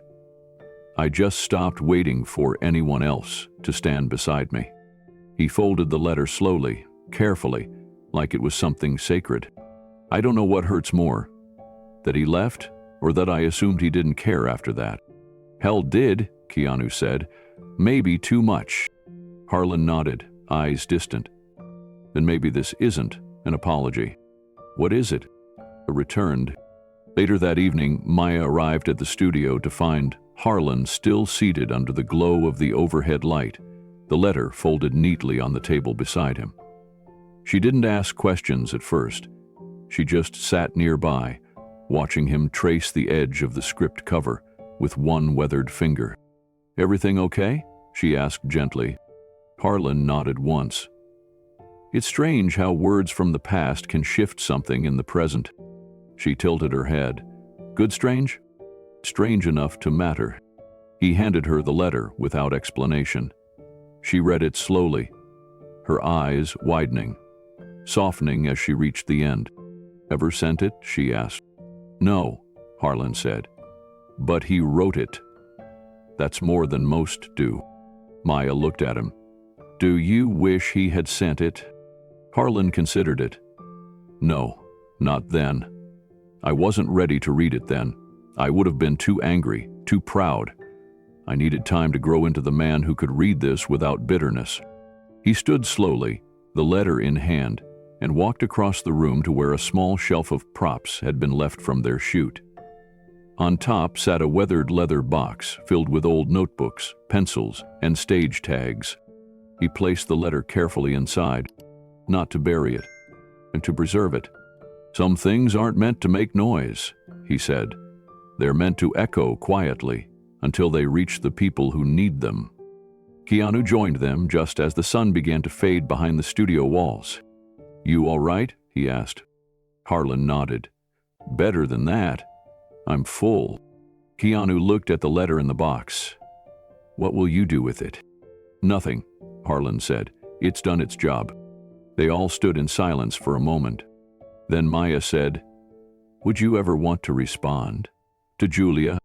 Harlan thought about that for a while. "I think I just did," he said, "by not letting the letter disappear." He turned to Keanu. "She said he was forgotten. But look where we are. Look what his words just did. They connected us all, across decades." Keanu nodded. "That's what letters do when they're finally read." As they packed up for the night, Harlan tucked one more item into the leather box, a copy of the script from the short film. The final draft, marked up, used, lived in. Beside the letter, it looked like it belonged. 2 stories, never sent out into the world for fame, just for truth. And now, at last, both had found their way home. The community center had the smell of old wood floors, faint coffee, and folded chairs that had seen generations of town meetings and holiday potlucks. Maya chose it intentionally. No velvet rope, no projection booths, just a space where people came to feel human together. The event was advertised simply, an evening with Harlan West, storytelling, film, and memory. Printed flyers, local paper, nothing online. Harlan didn't know everything about the night, only that he'd been asked to read a short passage from an old script and maybe answer a few questions. He arrived in his usual way, early, quiet, thermos in hand. Maya met him at the door. "You undersold this," he said, scanning the modest crowd. She shrugged. "You'd have canceled if I didn't." He laughed. "Fair enough." Chairs filled slowly. Locals, students, a few younger actors who'd seen his short film on campus, and 1 or 2 older faces Harlan vaguely recognized but couldn't name. He gave his reading, a soft monologue from a forgotten play, nothing flashy, just a man reflecting on a life shaped by silence and choices made without applause. When he finished, the room exhaled like it had been holding its breath the entire time. Then Maya stepped forward and spoke to the audience. "We wanted to end tonight with something special," she said. "Something Harlan hasn't seen in nearly 50 years. Harlan blinked. She turned toward the back of the room, where a young man stood holding a metal case the size of a dinner tray. "This," Maya said, "is Samuel Barnes. His father, director Elliot Barnes, made 5 feature films in the 60s and early 70s.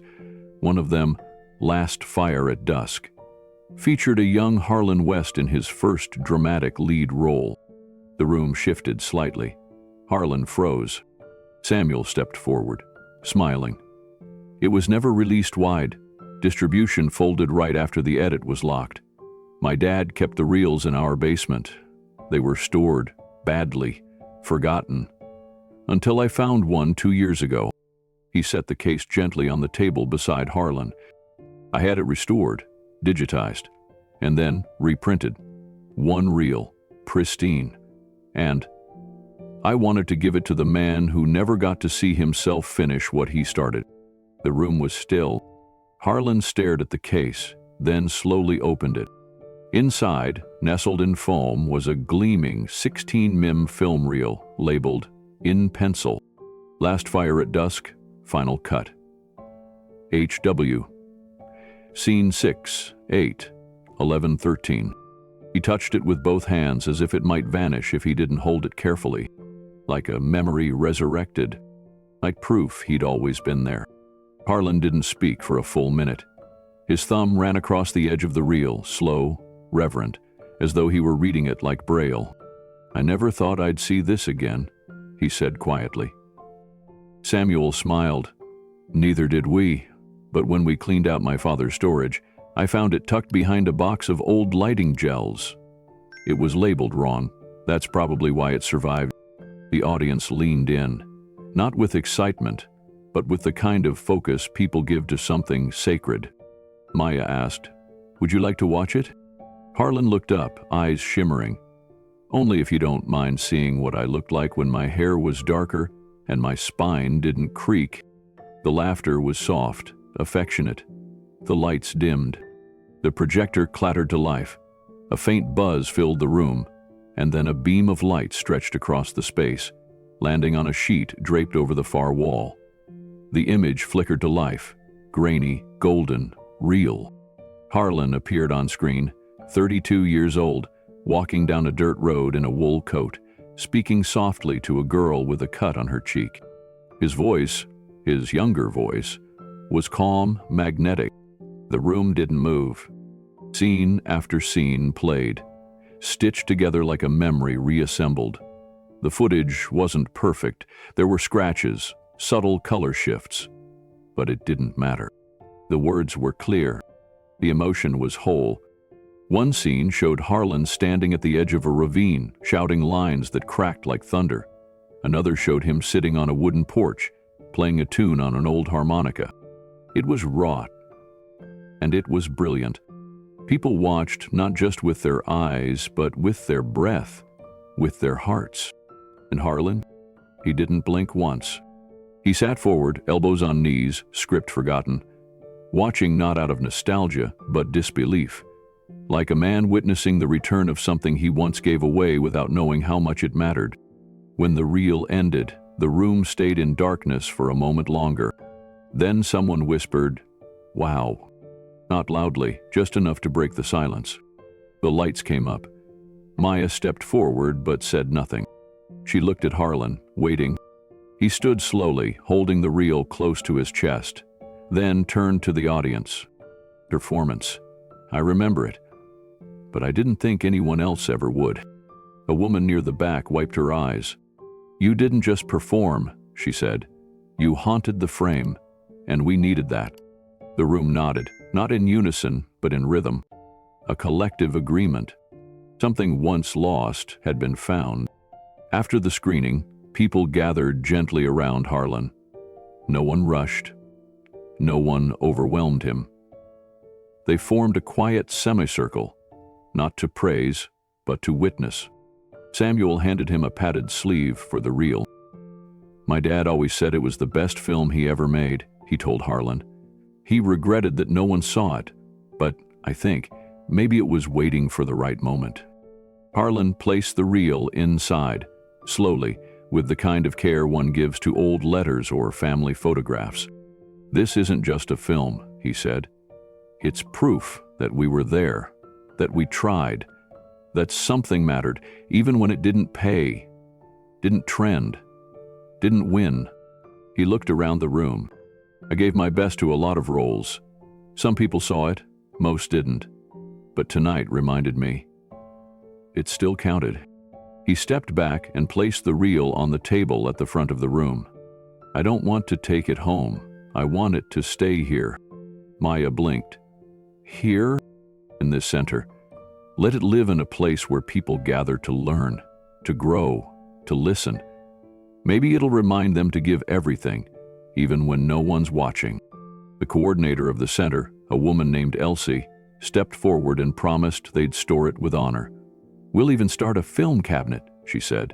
And yours will be the first one in." Harlan smiled, cheeks creased with something deeper than pride. Keanu watched from the back, heartful. He didn't step forward. He didn't need to. Later that night, after the crowd had gone and the chairs were being folded up, Harlan stood alone in front of the blank screen. He whispered to it, so soft only Maya heard. "I'm still here." She stepped beside him, voice low. "And you always were." They left the center quietly. Outside, the evening breeze carried the scent of rain from earlier. Harlan paused once more before getting into Keanu's car. "You know what this feels like?" he asked. "What?" Maya said. "A return I didn't know I needed." Keanu opened the door for him. "Sometimes we don't know what's missing until it comes back." They drove off with the windows cracked, the air cool and clean. And back inside the community center, the reel sat safe in its padded sleeve, waiting for the next visitor, the next dreamer, the next forgotten story, looking for a place to be remembered. It had been months since Keanu last stepped into Soundstage 12. The lights were still mounted where they'd left them. A few old props sat pushed against the wall. Dust gathered in places no one had bothered to touch. But when he walked across the floor, the echo felt familiar, like the walls still remembered. He carried a simple folder in his hand. Inside were just 3 pages. Harlan arrived 15 minutes early, as always. He wore his usual coat, boots still dusty from wherever he'd wandered that morning. When he saw Keanu sitting on the edge of the stage, he smiled. "I thought I retired." "You did," Keanu said. "But one more scene." Harlan raised an eyebrow. "Yours?" Keanu nodded. "I wrote it last week. I didn't write it for anyone else." "Is it any good?" "No idea." That made Harlan grin. They didn't do a table read, no cold open. Keanu handed him the script and said simply, "Let's stand. Let's find it." The scene was bare. 2 men. A bench. No names given. Just dialogue between 2 people looking out over an unseen horizon. The lines weren't dramatic. There were no breakdowns, no shouting. Just reflections passed gently between breaths. Harlan read the first line. "You remember the hill we climbed back then?" Keanu responded. "Every time I try to rest." Harlan's eyes lifted. He nodded, approvingly. They kept going. The scene moved through pauses, shared memories, and a quiet acknowledgement that one of the men had kept a promise the other had once forgotten. The dialogue bent toward silence in all the right places. Halfway through, Harlan stopped. "This line here," he said, pointing, "it lands differently if I sit first." Keanu smiled. "I hoped you'd say that." He adjusted, stepped through the scene again. With every take, it changed. More breath between lines, more weight behind words that seemed plain on the page. There was one moment in the script where both men looked away from each other, then shared a single line in unison. "I waited for you." The first time they read it aloud together, something hung in the air after. They didn't talk about it, they just let it linger. That line wasn't just for the characters. It was for them, for what had passed between them over the last year, for everything that had been recovered. The scene ended with nothing more than a silence shared between 2 people who finally understood each other without needing to explain. When it was over, they lowered their pages and sat down in the center of the empty stage. No applause, no recording, just stillness. They sat there for a long while, not because there was anything left to say, but because neither of them wanted to break the quiet. The script lay between them, its corners slightly curled from use. Keanu rested his forearms on his knees. Harlan leaned back on his hands, eyes scanning the ceiling, like he was searching for an old light that used to hang there. "Do you know what I loved about that scene?" Harlan asked. Keanu glanced at him. "What?" "It didn't try to fix anything, it just let things be seen." Keanu nodded. "It wasn't about resolution, just presence." Harlan's gaze dropped to the floor. "That's all I ever wanted from a part. Not to be the answer, just to be real enough to sit with the question. Keanu looked at him, letting the weight of that settle. "You were," he said quietly, "in every scene you ever did." Harlan smiled, but it was softer than usual, a little worn at the edges. "You know," he added, "when I was 35, I used to think the best role of my life was the one that would finally get me noticed, a lead, a spotlight. And now? Now I think it's this," Harlan said, gently tapping the floor beneath them. "Right here, this space, this silence, this moment." He turned to Keanu. "This was the final role I waited for."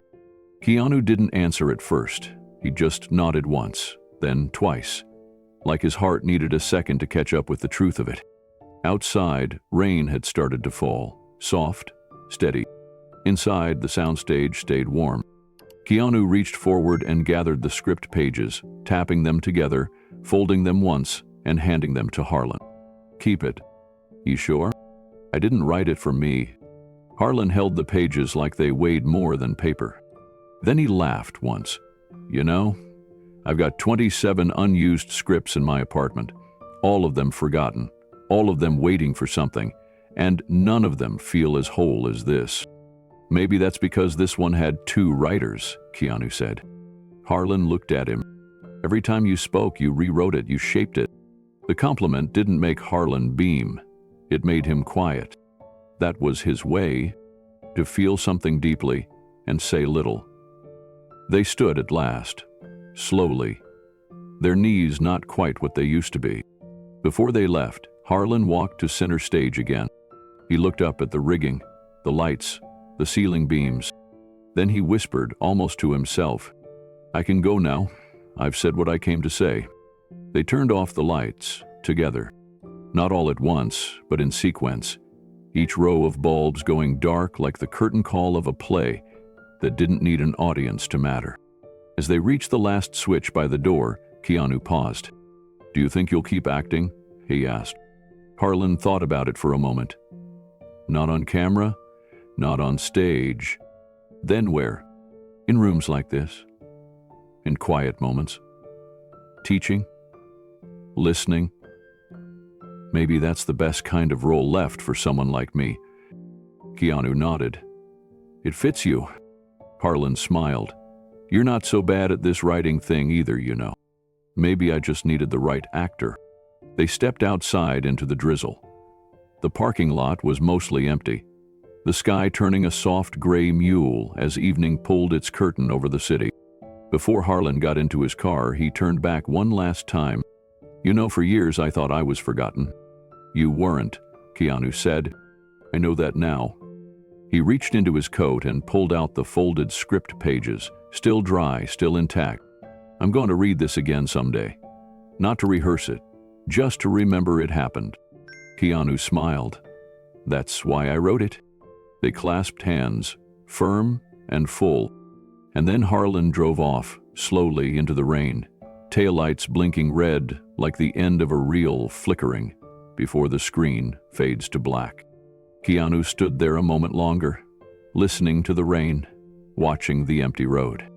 There were no crowds, no applause, just a lingering warmth left in the stillness. He turned back toward the building once, hand on the doorknob, then walked away, leaving the door unlocked, as if someone else might return tomorrow to rehearse their own truth in the quiet echo of a scene once shared. Back inside, the soundstage was dark, but if you stood long enough in the center, you could still feel them there. 2 men, 1 story, and a moment that had waited a lifetime to arrive. No cameras rolling, no spotlight shining, just the hum of legacy settling gently into the walls. And somewhere, tucked in the back corner, still resting on a folding chair, sat a copy of the script, marked, lived in and complete. Keanu sat at his kitchen table, an old notebook open in front of him. The ink from the previous pages had bled faintly through, giving each new entry the feeling of being carried by everything written before. He picked up the pen slowly and began to write. Some lights don't fit. They're just weight.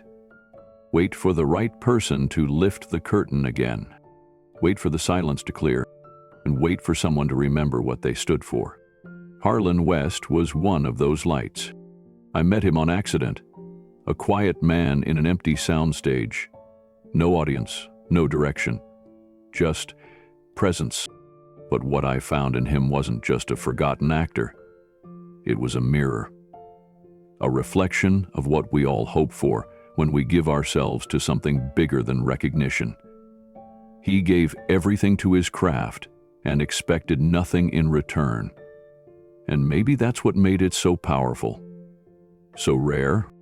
We live in a time where visibility often feels like the reward. But what if the real legacy is what's left behind in the spaces no one sees?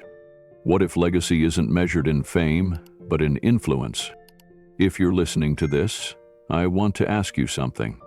Have you ever known someone like Harlan? Someone who gave their best effort in the shadows? Someone who taught, inspired, or protected quietly without asking for credit? Someone who never stopped showing up, even after the world moved on? If you have, tell their story, because stories like his deserve to be remembered. There's a line Harlan once whispered during rehearsal that never made it into the final film. He said, "We don't always choose the spotlight. Sometimes we just choose to stay lit." I think about that a lot, because there are people everywhere, quiet heroes who keep showing up. They don't trend, they don't go viral, but they hold up the walls we lean on. They pass on the lessons we forget to ask for. They make the air steadier. Harlan didn't want to be remembered for his roles. He wanted to be remembered for how he stood in them. And maybe that's the difference between a performance and a presence. So tonight, wherever you are, think of the people who stayed lit. The teacher who never raised their voice but always raised the room. The parent who sacrificed dreams so you could chase yours. The neighbor who showed up when no one else did. The coach who believed in you before you believed in yourself. The friend who never let go, even when you tried to push them away. They are Harlan too, and they deserve their name spoken, even if it's just once, even if it's just by you. Have you ever known someone like that? Share their story in the comments. Let their legacy ripple. And if this journey moved you, if you believe in the quiet power of those who endure, subscribe and stay with us, because this isn't the end of the story. It's just the next scene.